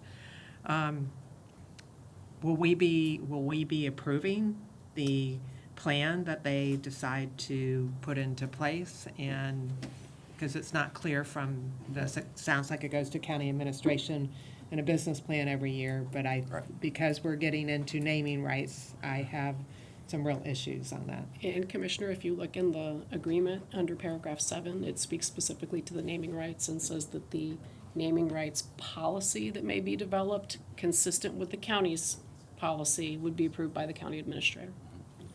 But I think it should be approved by the county commission. I believe they have to. I think the agreement speaks to they have to abide by our naming rights policy, which means that would come before the Board of County Commissioners for approval via resolution. I see the attorney shaking her head one way, so. The lease agreement itself says the plan must be submitted to the county administrator for approval. Correct. So that's amend the language. So I think, I just think this opens a door that I'm not sure we really are going to see that much money from it, but it opens a door for every single friends group to be coming up and then saying, I'm going to have a plan and I'm going to do naming rights, when I think it needs to stay vested with us. And it should be our plan. Certainly. And our benefit. I think because we're putting general fund monies into this building. There'd be a difference between, I don't want to be up here approving the size and shape of a brick program, but the name of the building, absolutely. If we're going that far, then that, Well, we wouldn't do that, but they were talking about like rooms or things like that within it, a computer lab or whatever. Not that that's being proposed, but but this does open the door to that. If you would be more comfortable us modifying this to be to the commission, that's fine with us. From a I think to modify it so that it has to, can we just take this out for the time being and see what they came back to us as a plan? Because I see, thank you very much, shaking the head out in the audience. It's just a path that I don't know whether we really want to open at the present time. We need to look at our policy anyway. Yes, we do. We haven't spent some time on that for a while. Right. Thank you. Further questions? Yeah. Mr. Eggers. Yeah, I've been struggling with it only from the perspective of what's the value-added service that they're going to be providing that we can't do. That we can't do. I mean, I just was trying to get a sense of why this. Again, I'm not saying anything against the group. I'm just trying to understand where this came from and why this is being inserted. Well, I think primarily there is a strong connection between the St. Petersburg Foundation and some of the other larger foundations in the area. So this is a effort to sort of maximize that public-private partnership.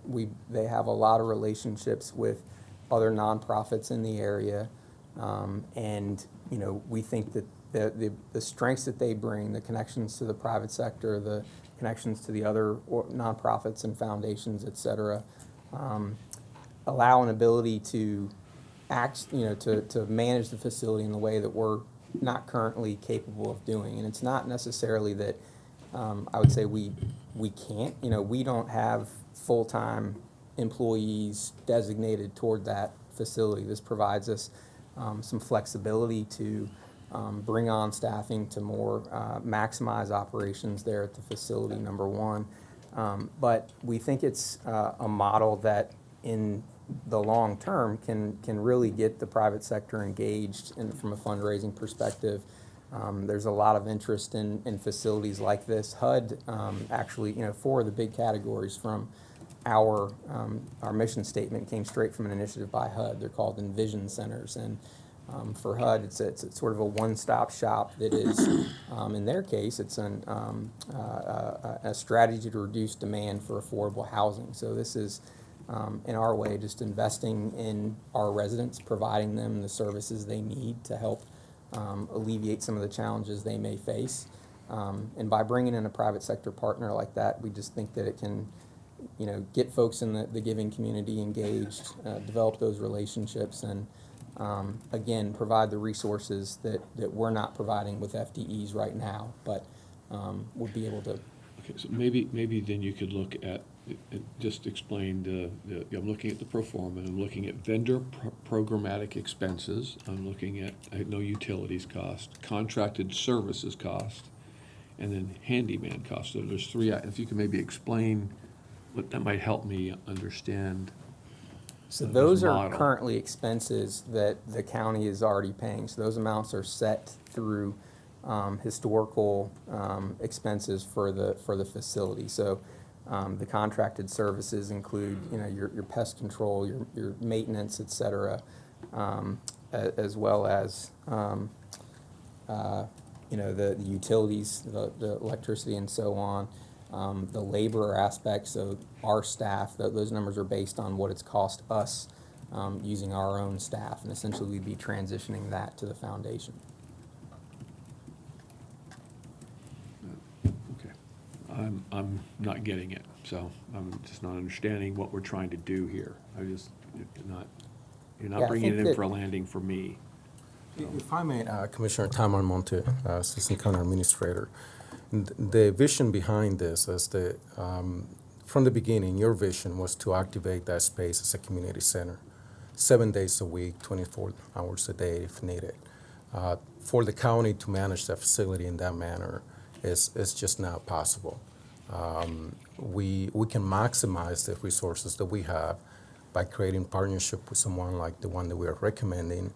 Not only they can bring that to the table, but they can identify resources they are available to the community, and they can tap into those resources. So we can, as partner like the YMCA, that currently has programs that are limited, potentially we can find other resources that we can bring to the table.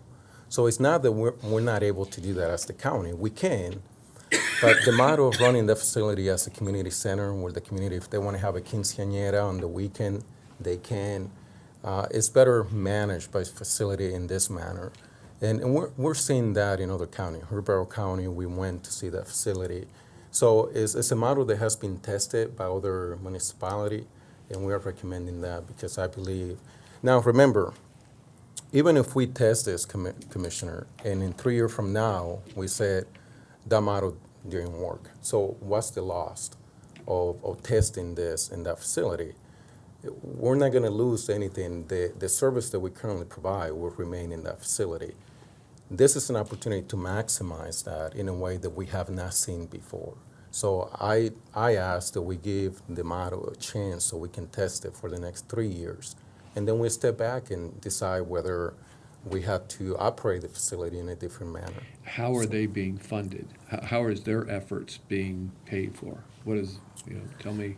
Sure, the pro forma includes different sources of funding. One of those is the CR8, as is in the changes to the work plan in the tune of $250,000.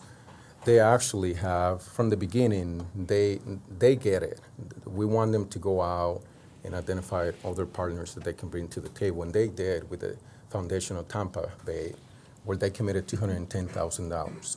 So the model has been funded for a variety of sources, incurring investment that the county makes out of the GOF, General Operating Fund, when it comes to utilities and things like that. So it's a combination of different sources of funding, but I think at the end of the day, Commissioner, if you look at the way the model is set up, is year one, the CR8 is investing, $250,000, and then it goes down in year two, and then in year three.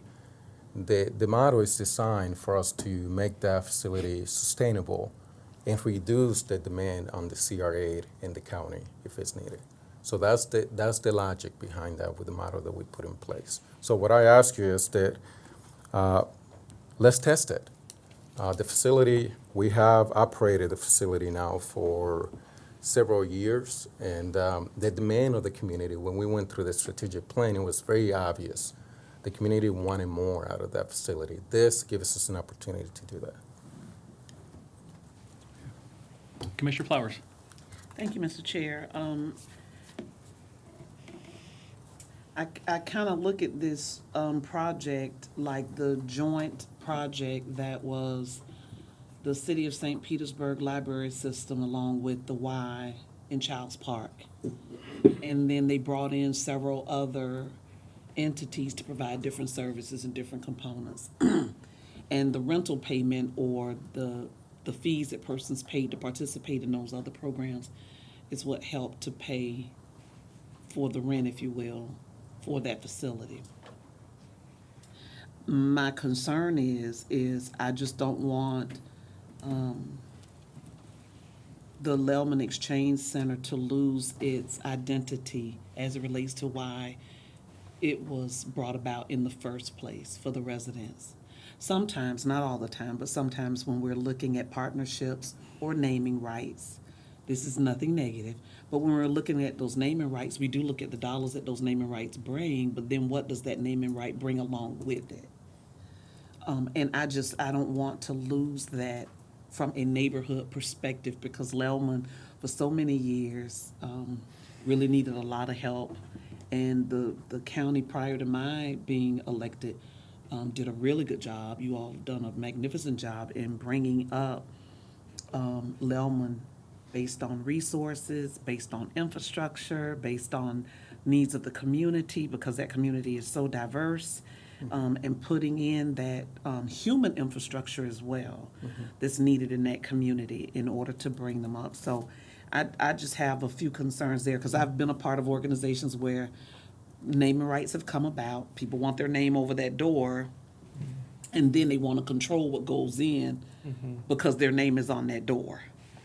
And, it brings about a little infight. So hopefully there are specific processes in place as it relates to what the qualifications would be in order to exude those naming rights. I get that this will take off actually some of the financial obligations that the county currently pays and would shift them over to this entity. I serve on the Pinellas Community Foundation, so I am familiar with how those foundations work. I just want to make sure that this commission has the ability that if things get a little out of control, we have the ability to rein it back in, I guess is the polite way of saying it. Yes, ma'am. And so I'm torn a little bit, because I get the reason why, Mr. Tom.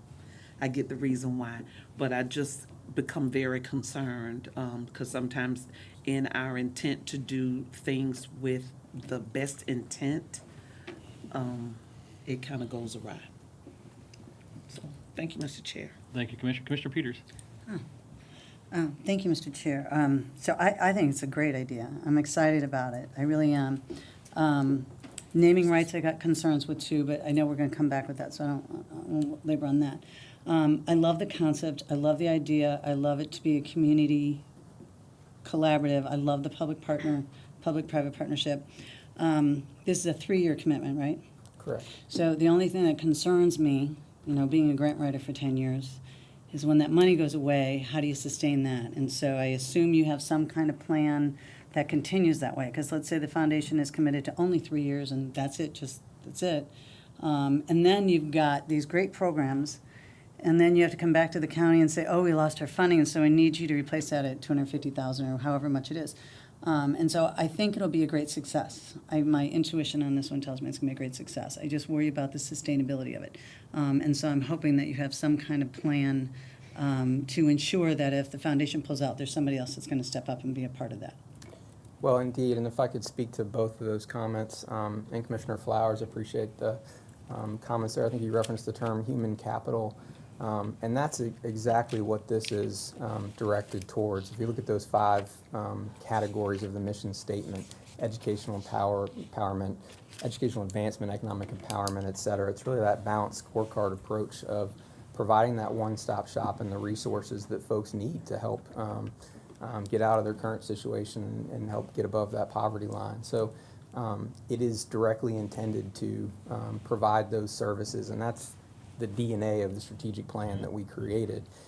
With regard to the long-term plan and sustainability, as Tom mentioned, this is a pilot, it's an initiative, but the vision from the start has been, again, what we see is too often a lot of these nonprofits with the greatest of intentions try to take on everything at once, and we know we can't even solve all those problems ourselves. And so this is an effort to try to get those groups to collaborate, to focus on their strengths, to work together.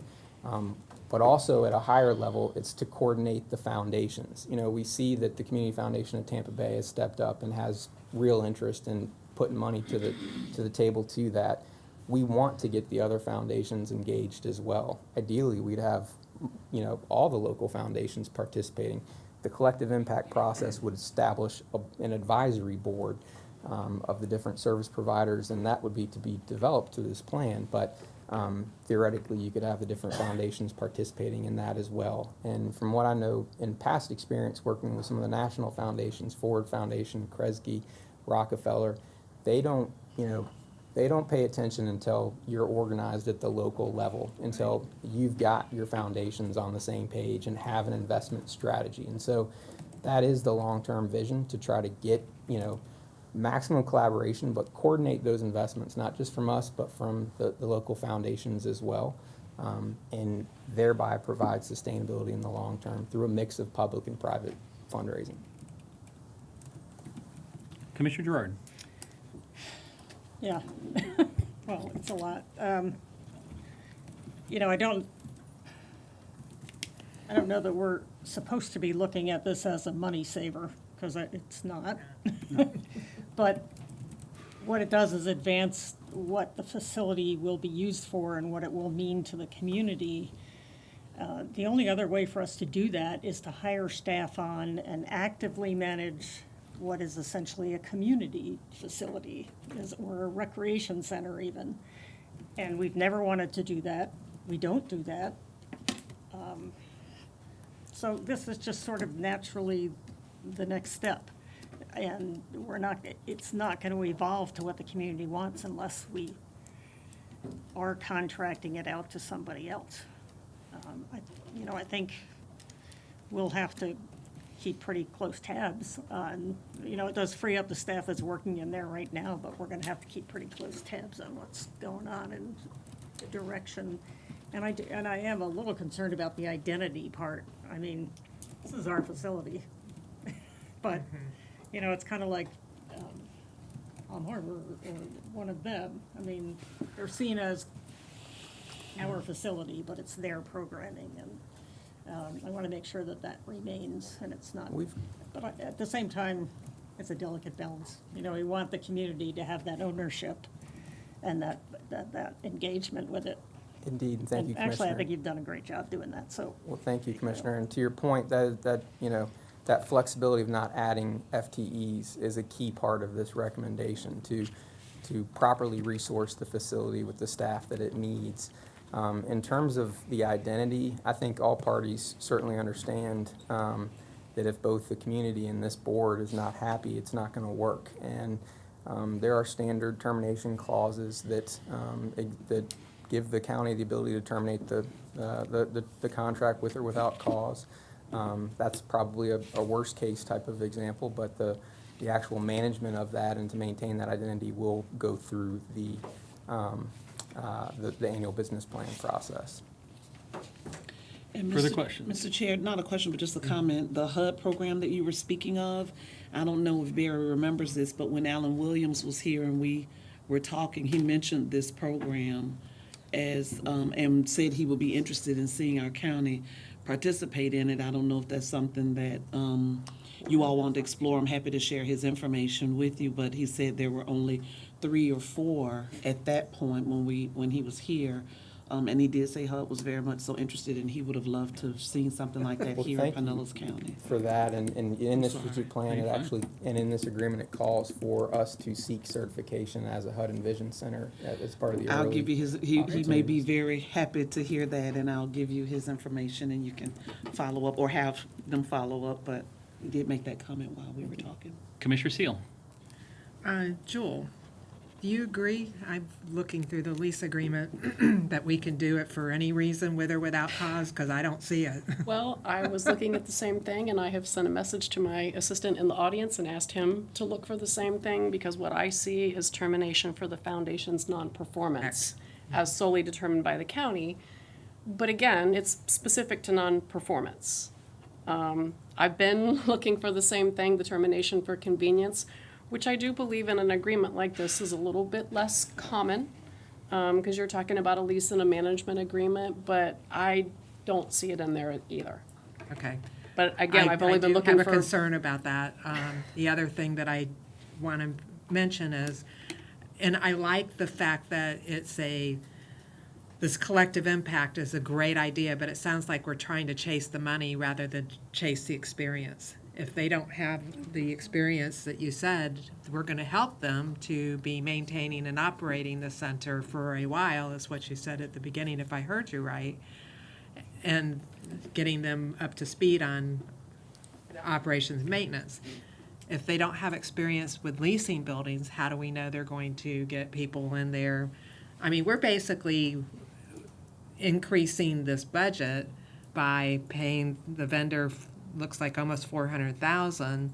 You know, we're already covering the utilities, the contracted services and handyman costs already, but essentially the only thing we're really getting right now is the Community Foundation of Tampa Bay additional monies, and then the CRA's now stepping up to the plate and putting more money into it. And I'm very concerned with this. If we had the ability, I'm always interested in trying something new and innovative, but I really would like to be able to cancel it if it's not working without cause. I mean, you know, be able to not get into, I have experience with a certain fishing museum that got put into the Pinewood Cultural place, and then we ended up getting sued because they weren't happy with what the county was going to provide or not provide. And I don't want us to get into that again. I want us to be able to literally cut it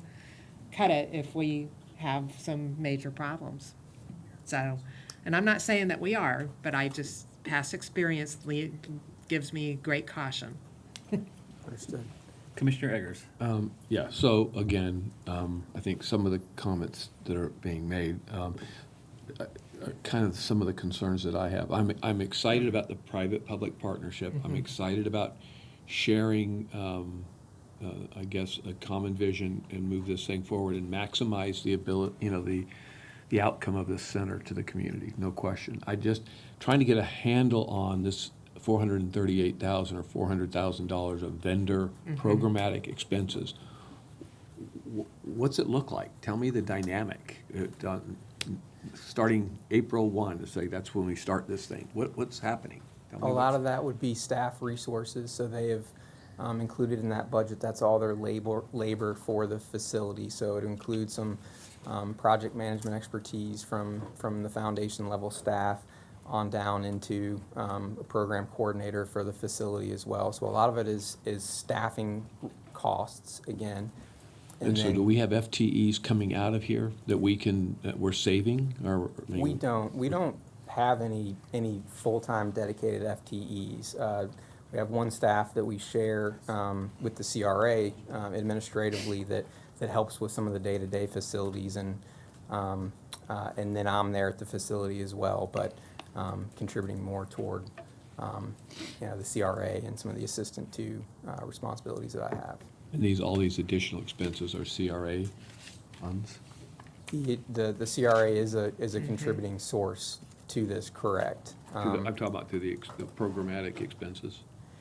That would go toward the budget that they have provided essentially, and they would be responsible for bringing programming to the table. Further questions? County Attorney. We did find some language on page 3 of the agreement that speaks to the county having the right in its sole discretion to terminate the agreement upon 30 days' notice. It is in a paragraph that otherwise speaks to audited financial statements. Perhaps to make it more clear, we could pull that language out and put it in the termination section of the agreement. But it does appear there and does appear to give the county the ability to terminate with a required meeting with the county administrator and the foundation prior to termination. All right. So I think really Commissioner Gerard's comments were probably most on point, that we can continue to do what we're doing today and bump along at a nice level forever, or we can take an opportunity to connect with community groups and community organizations like we have before us today and really truly establish the identity of the center for the community. And I hope you had a chance to take a look at some of the folks that are engaged with this foundation, with this group, because we couldn't afford to hire these people, quite frankly, to be part of this organization and part of this effort. So the resources that this organization brings in human capital, not only in the staffing model that they're talking about, but the connections to the community, connections to other foundations, connection to private donors, is nothing short of remarkable.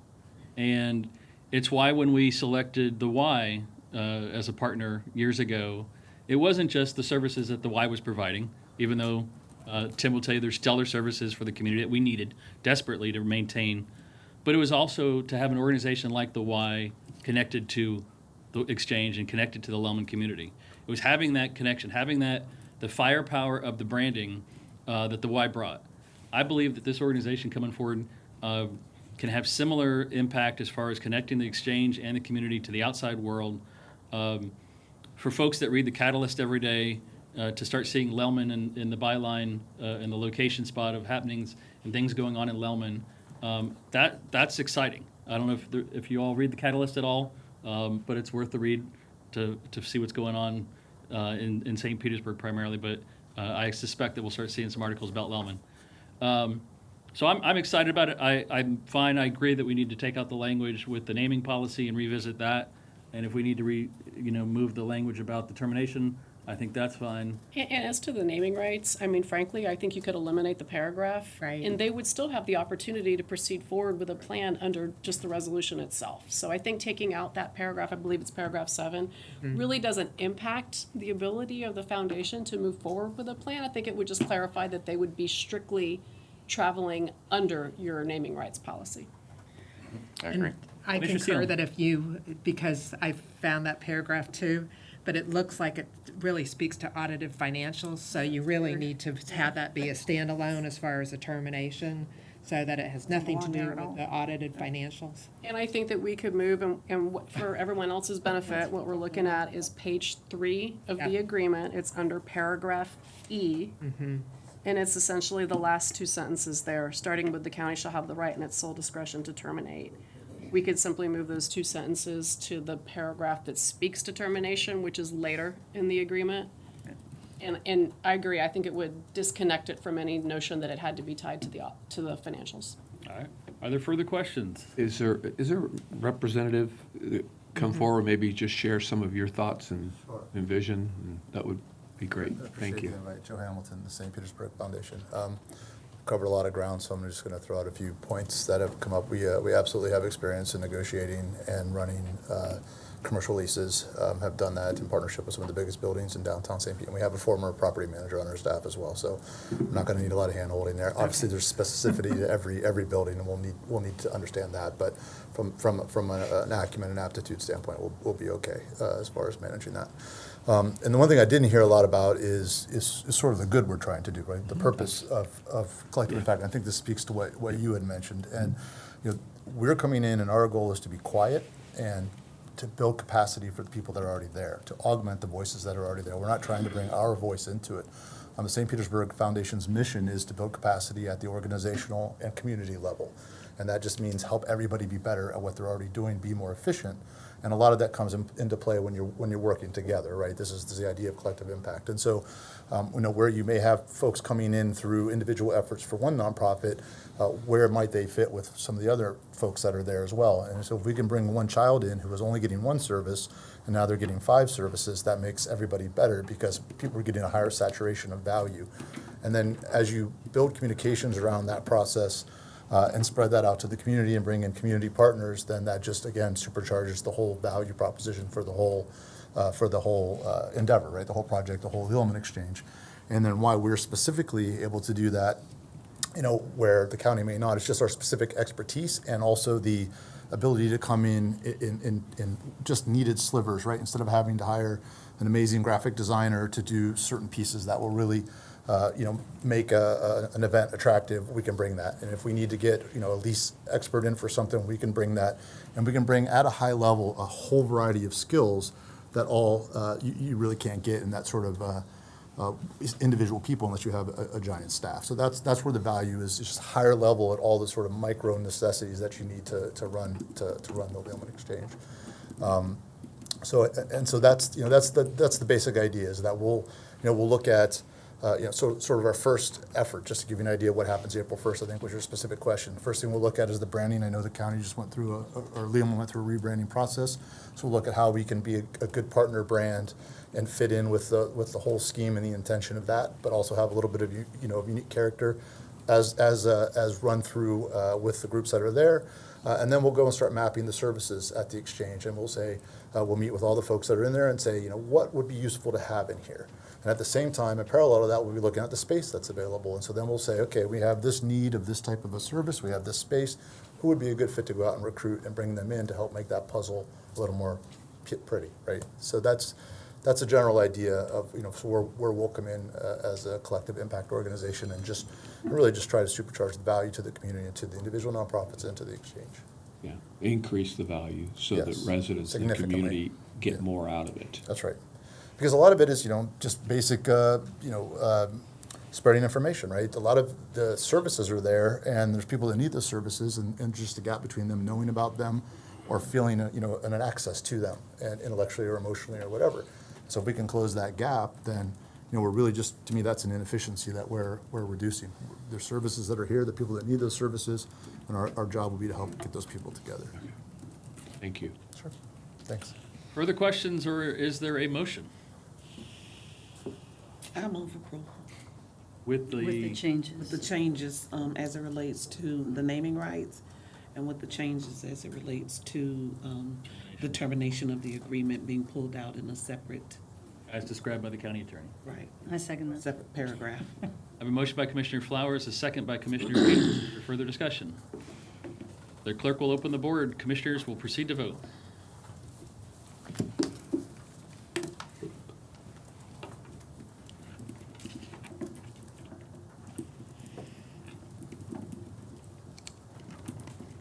Passes 6-0, unanimous. Thank you. Gentlemen, Mr. Hamilton, Mr. Cohen, Mr. Haley, thank you for being with us today. Thank you, Mr. Moore. Item number 23. This is a resolution expanding and modifying the Pinellas County Emergency Rental Assistance Program. If you recall, we had the City of St. Petersburg and Pinellas County both received an allocation. We combined our programs under one program. They have, the need has been within St. Petersburg. That's where the demand has been. They've expended their funds, so we're asking, one, that we be able to extend it to anybody in the county, and two, expand the definitions of allowable uses to include how related to hotel and motel expenses per the federal guidelines. And the reason I want to say that is there's been, the original request and how this was identified was a gap in service. But under the federal guidelines, the original request would still not have been an eligible expense.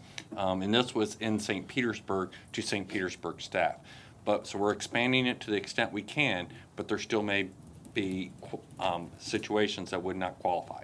And so that's the piece, and I'll ask Bruce to come up if you have questions regarding that specifically. But this would do those two things. So it would, under the guidelines, the Treasury guidelines, it would open it up to hotel motel expenses, and it expands it to where our program is available countywide.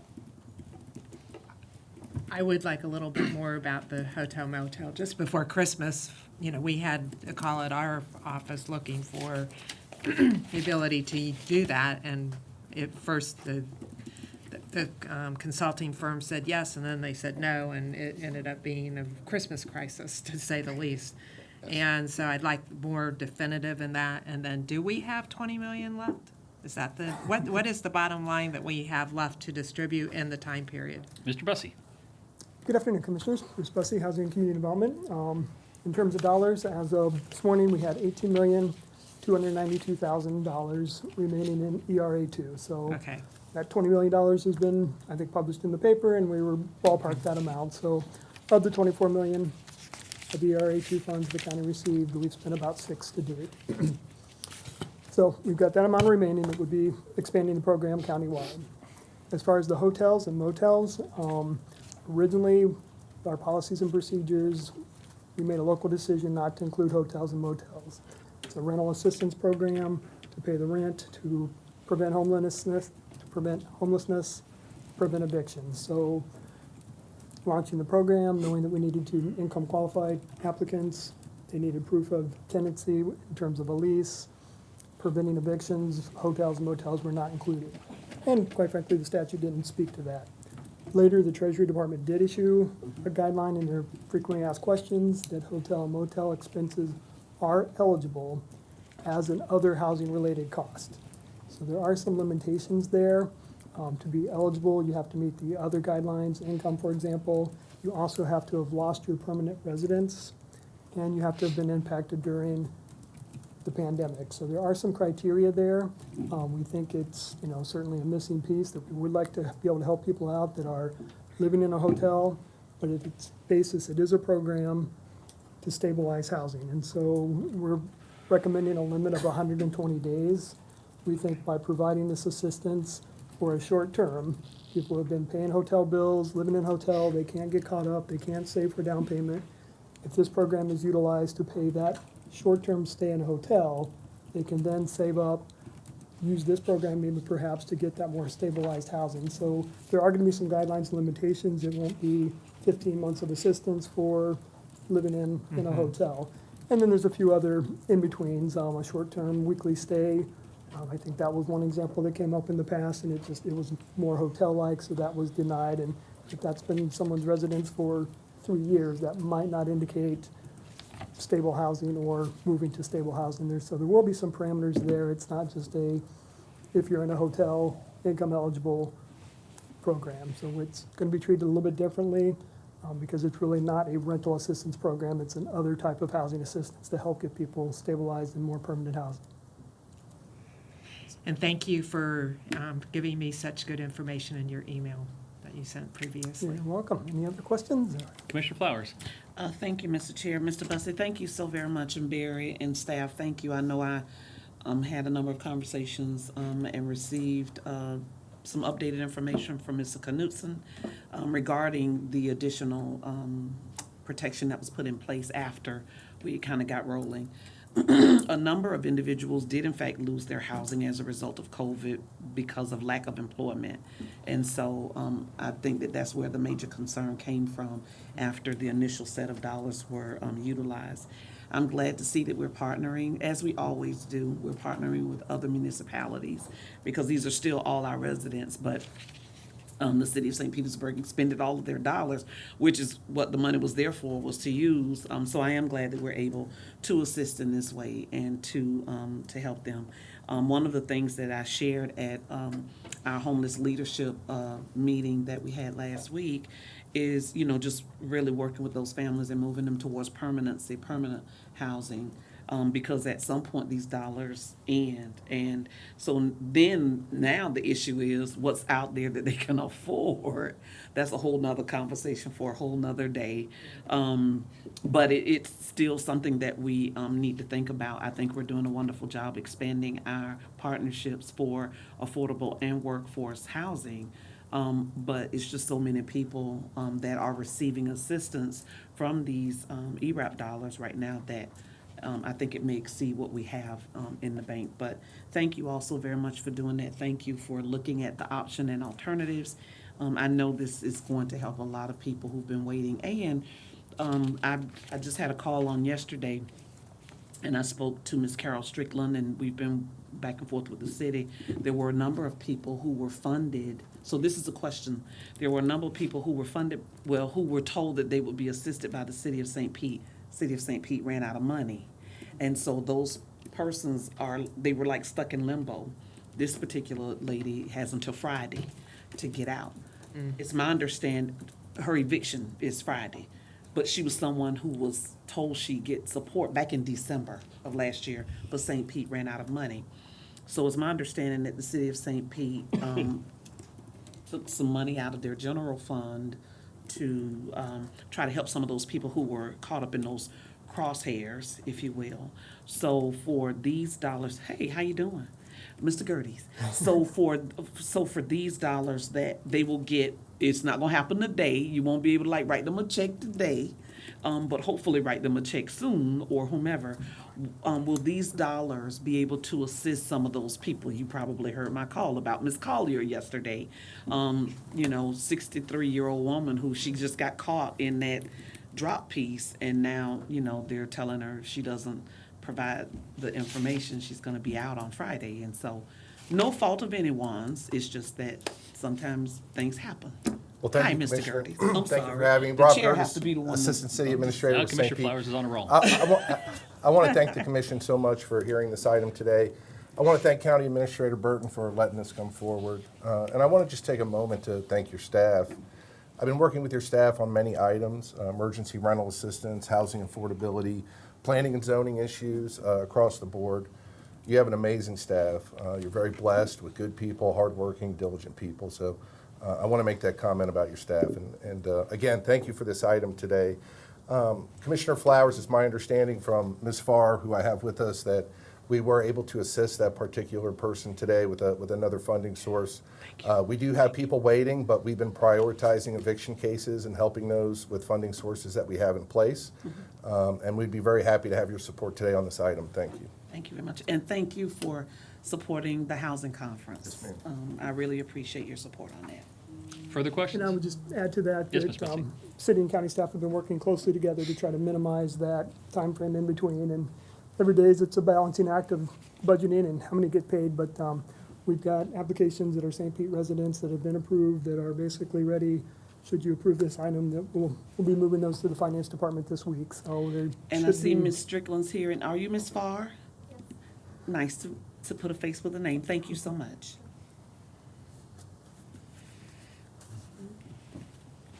Wishes of the commission. Move rule.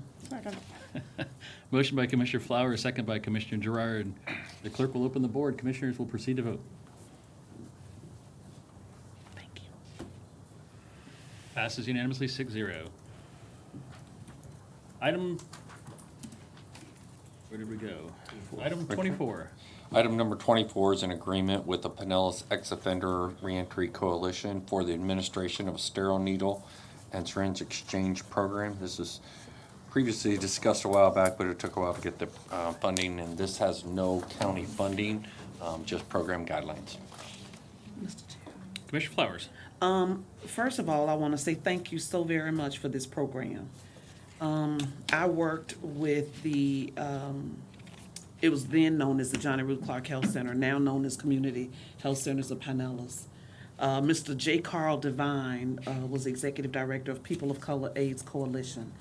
And this was something that we were really trying to get through, and there was a lot of discussion, are we supporting people with drug habit issues and things of that nature? And it's no, we were trying to prevent the transmission of HIV and AIDS and other things as a result of unclean needles. And so that's been some years ago. That was in the 90s. And so for this to come around now, no matter how long it took, I'm happy to see that this is on here. I'm happy to see the organization that will be running this program based on the populations that they deal with. And hopefully we will see a decrease in the number of transmissible issues and concerns based on unclean needles. That doesn't, I'm not, pleased, don't anybody take away to say Commissioner Flowers says she supports drug use or anything of that nature, but for what this is, I am very thankful. I would like to move approval of this item if there are no other hands. Second. Further questions? All right, we want to. Can I just say something? Sure. Our health department director was also very interested in having this in place. He was on that task force. Yeah, I was going to say we want to thank the State Department of Health for bringing this forward. Please. Thank you, thank you. Further questions? The clerk will open the board. Commissioners will proceed to vote.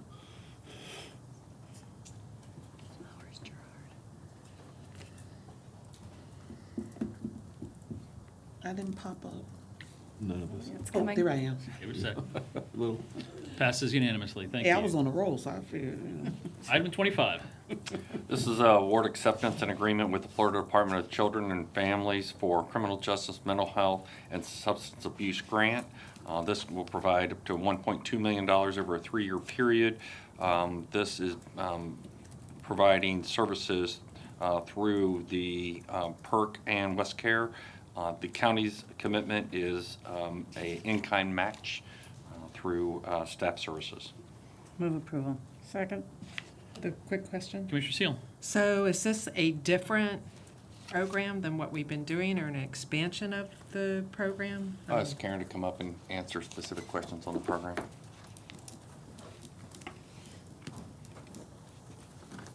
Hi, good afternoon. Karen Yacho, Human Services Director. This is a new program. So this award was competitively procured last year. It was open to all non-for-profits through the Public Safety Coordinating Council. We did not have any applicants, so Human Services with PERC and WestCare developed this program. Our goal is to really meet the needs of justice-involved individuals who are exiting the jail but also experiencing homelessness. So adding services to those at Safe Harbor and wrapping services at PERC and with WestCare. So it's getting them housing. It's transitional housing as well as residential beds at Davis Bradley. Commissioner Flowers. You said no one submitted for this. That really is, because of course I get the phone calls, I'm sure you guys get them. Persons are always asking, looking for help and support. Not today, but maybe at some point we can have some type of dialogue and discussion in the community, reassessing what those nonprofits are seeking to provide by way of services. Because I get so many calls about this type of service. I'm okay with who we're talking about today, but that's just interesting. I can help provide insight. So part of what was shared is the DCF Criminal Justice Reinvestment Grant is a heavy lift administratively. So heavy reporting. So I really think Human Services was ideal to be the lead because we have a robust grants department that is wonderful with grants administration. So I really think we were able to take that heavy lift and allow the nonprofits to do what they can do best, and we can do what we do best. I can understand that since they only want to do 7% admin, and cost for admin is to be able to pay people the salaries you need to pay them. Correct. It doesn't work on 7%. We have a motion by Commissioner Peters, second by Commissioner Gerard. The clerk will open the board. Commissioners will proceed to vote.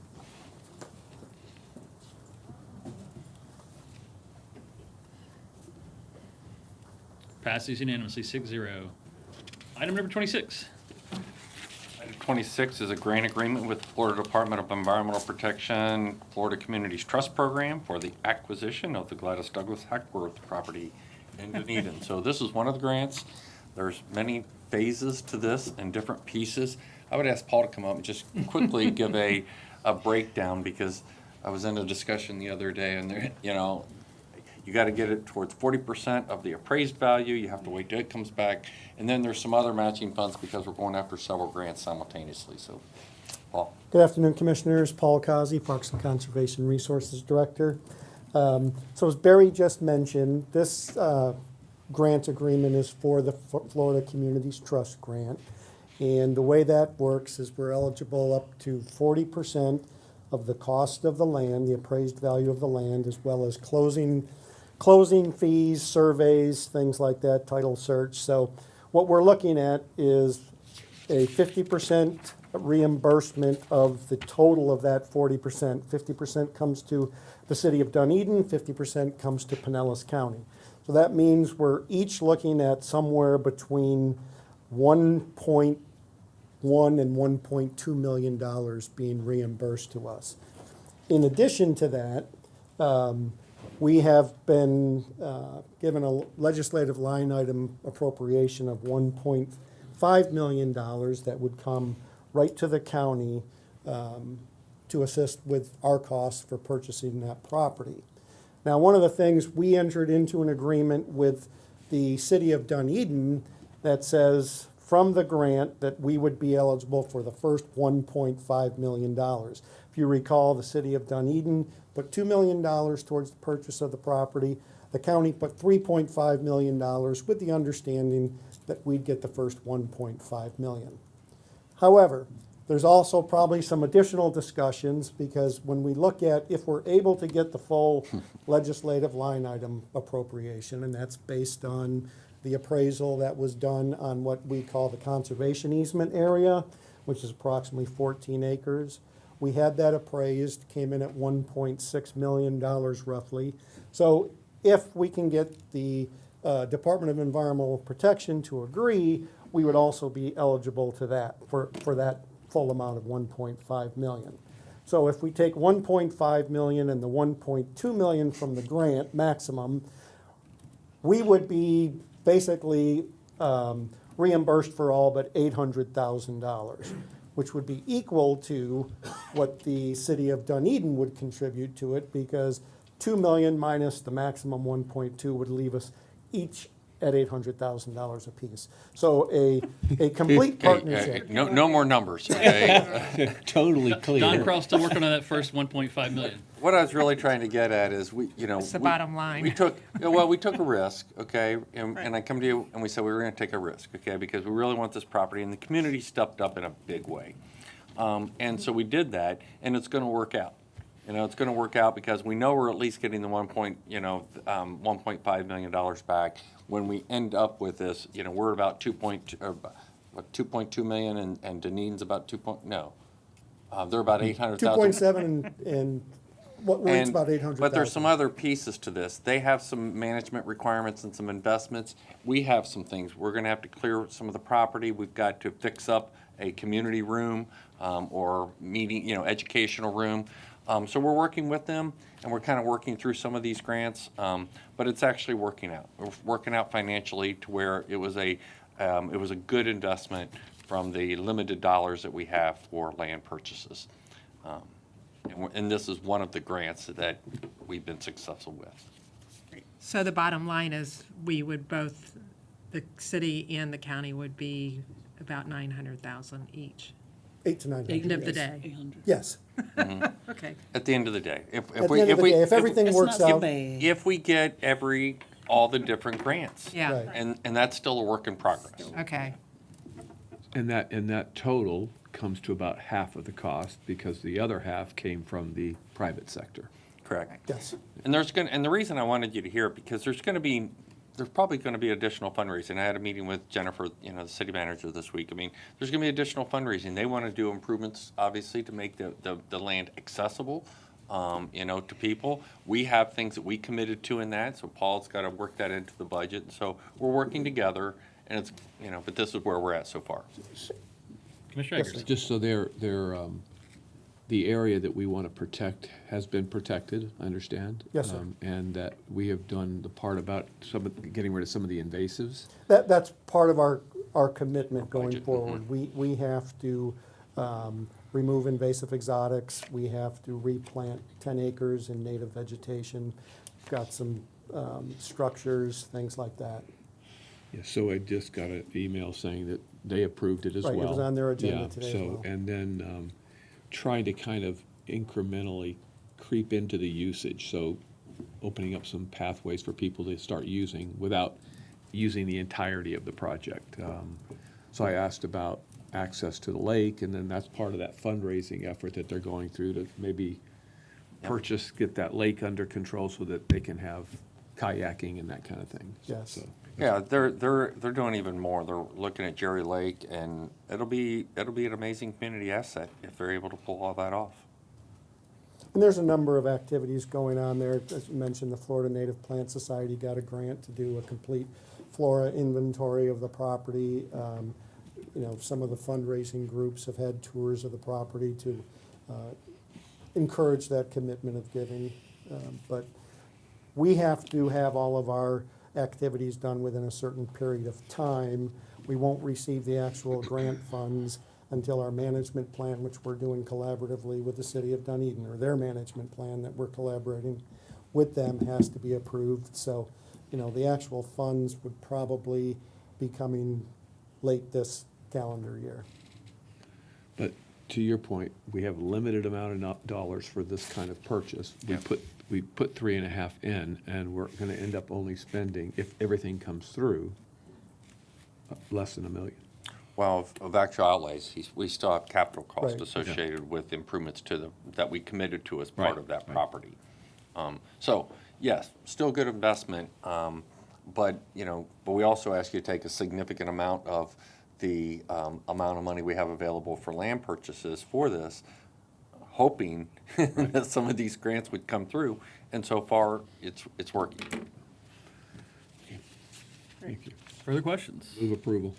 Second. Motion by Commissioner Egger, second by Commissioner Flowers. The clerk will open the board. Commissioners will proceed to vote.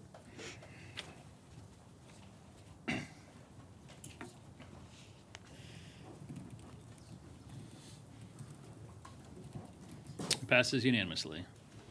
And I want to mention, apologize, Mr. Jack Wallace had registered to speak in favor of item number 23, but when I looked, he was not on the Zoom application, but he wanted to speak in favor of item 23, so I wanted to make that for the record. Item 27, Mr. Administrator. Item 27 is declaring a portion of a fee-owned county property as surplus and granting authorization to sell the property. This is submerged land to the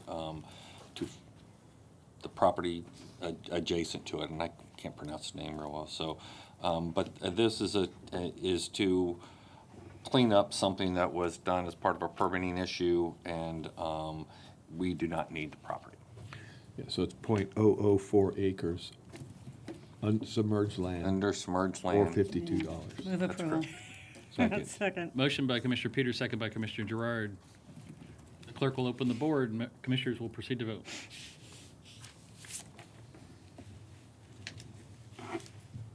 Passes unanimously. Item 28. It's an interlocal agreement to reinstate and extend the agreement with the City of Safety Harbor for the sale of wholesale portable water. Move approval. Second. Motion by Commissioner Peters, second by Commissioner Flowers. The clerk will open the board, and commissioners will proceed to vote.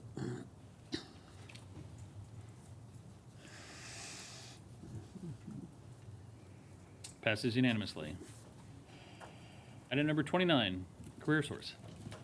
Item number 29 is Career Source. Board of Directors has made a recommendation of Stephen Meyer as the acting Chief Executive Officer of Career Source. It comes to you for approval, and Mr. Meyer's here in the audience, sitting out next to Dr. Johnson. Commissioner Flowers. Mr. Chair, I forwarded to each one of you the information, so I hope you had a chance to review it and read it as it relates to the process for selection. That was very helpful, thank you. Thank you. I wanted to be as clear as possible. Thank you. Thank you so much for coming today. Further questions? Move approval. Second. Motion by Commissioner Flowers, second by Commissioner Gerard. The clerk will open the board. Commissioners will proceed to vote.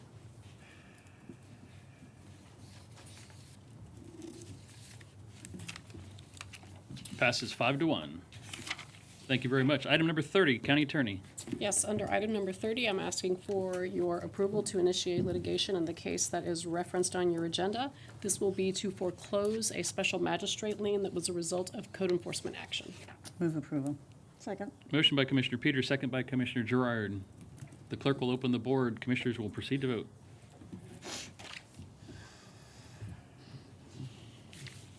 Passes unanimously.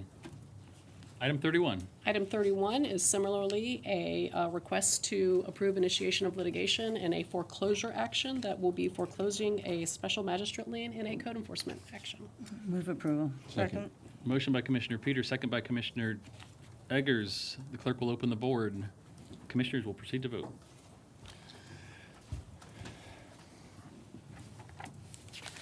Passes unanimously. Item 32.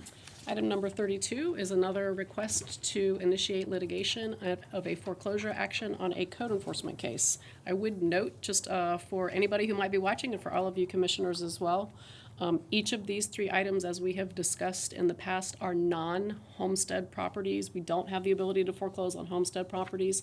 The first was commercial, and the second two are non-homesteaded residential properties. Move approval. Second. Motion by Commissioner Peters, second by Commissioner Flowers. Clerk will open the board. Commissioners will proceed to vote. Passes unanimously. Item 33.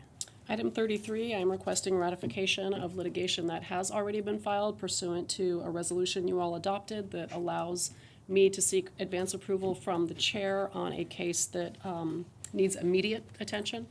This was an animal cruelty case that has been filed, asking for your ratification of that action. Move approval. Second. Motion by Commissioner Eggers, second by Commissioner Peters. Clerk will open the board. Commissioners will proceed to vote. Passes unanimously.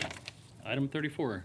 I have nothing, well, I should just say, I did email all of you, and I know that I got responses from some of you as to the positive outcome that we had in a trial in federal court a couple of weeks ago. So thank you all for congratulating the members of my staff that did undertake that trial. I think that Paul has left at this point, but Paul was the county representative there as well, and I understand he did a fantastic job, as did our other employees that had to testify. Wonderful. Thank you very much. Item 30. That's it. Thank you. Item 35, County Administrator. Two items. One, from a COVID standpoint, we are finally back down to a 3.19% positivity. So obviously that's been a long haul. And just as a reminder, as a result of that, you're seeing any of the non-pharmacy sites for testing shut down. Our site in Largo will shut down March the 25th. Transports are down, so it's, kind of back to that. And absent something else flaring up, then, that'll be my last COVID update. Be happy to answer any questions. The other item that I had is I wanted to introduce to you Mark Janik, who's in the audience. Here's our interim director of Building and Development Review Services. And so he has stepped in because we had short notice with Blake leaving. Mark stepped up. He's got experience both in the private sector as a land developer and as a public building official and community development director in a couple of cities. So he certainly brings some experience, and so we look forward to working with him. He's been on the job day and a half, so I guess 2 days now. So he's just here. Welcome. Thank you very much. So you got it all fixed?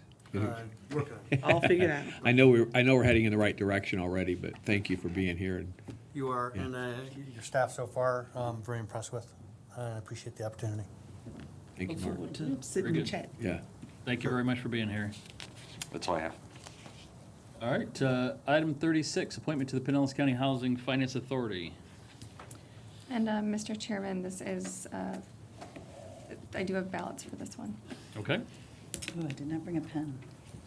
Can we share? Share. Thanks. You go first. Okay.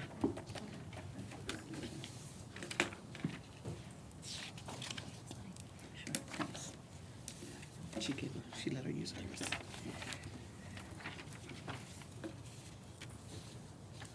Choosing one.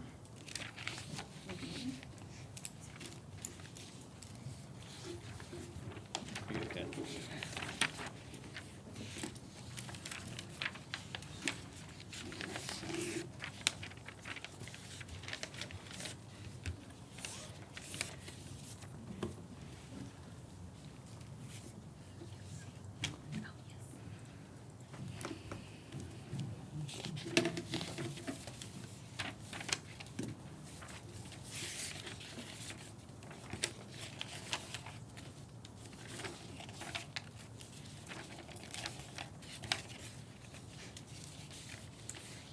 And Mr. Chairman, Robin Feel has been reappointed to the Housing Finance Authority Board. Very good. Thank you very much. We are on item 37, County Commission new business, timely committee updates, et cetera. I'd like, with your indulgence, as I mentioned in our work session on Thursday, I'd like to bring on my appointment to the Palm Harbor Community Services Agency Board of Directors. My appointment is Miss Jenny Goad, active member of the Palm Harbor community. And if someone would make that motion, I would be Move approval. I'll second. Motion by Commissioner Eggers, second by Commissioner Flowers. The clerk will open the board. Commissioners will proceed to vote. Very good choice.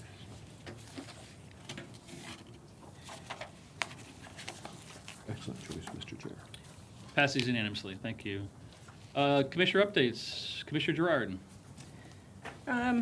Just one from PSTA. We're having discussions with our union about wages. There was some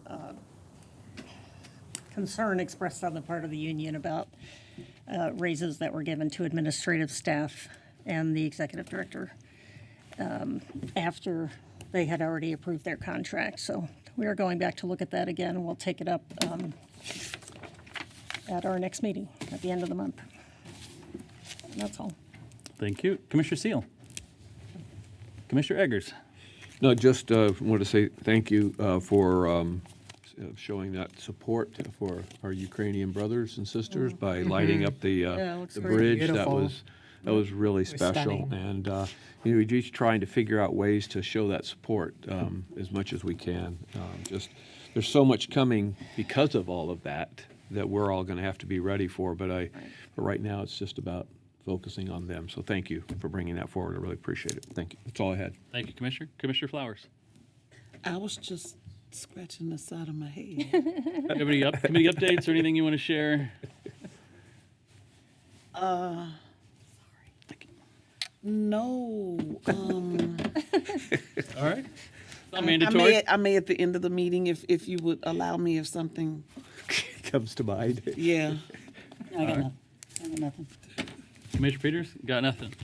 All right. I would like to take a moment and recognize our representative from the clerk's office, who has been a great partner for us for, I don't know how long, I've lost track of how long you've been with us, but through multiple locations and Zoom operations and all the different things that have happened in the last couple of years, your good nature and professionalism have been rewarded with a promotion, and we are all ecstatic for that. And we have a card and a certificate of appreciation for you if you'd like to come to the center, and we can present that to you. I suggest we put handcuffs on the chair. I agree. So she can't leave. You come forward. Congratulations. Congratulations.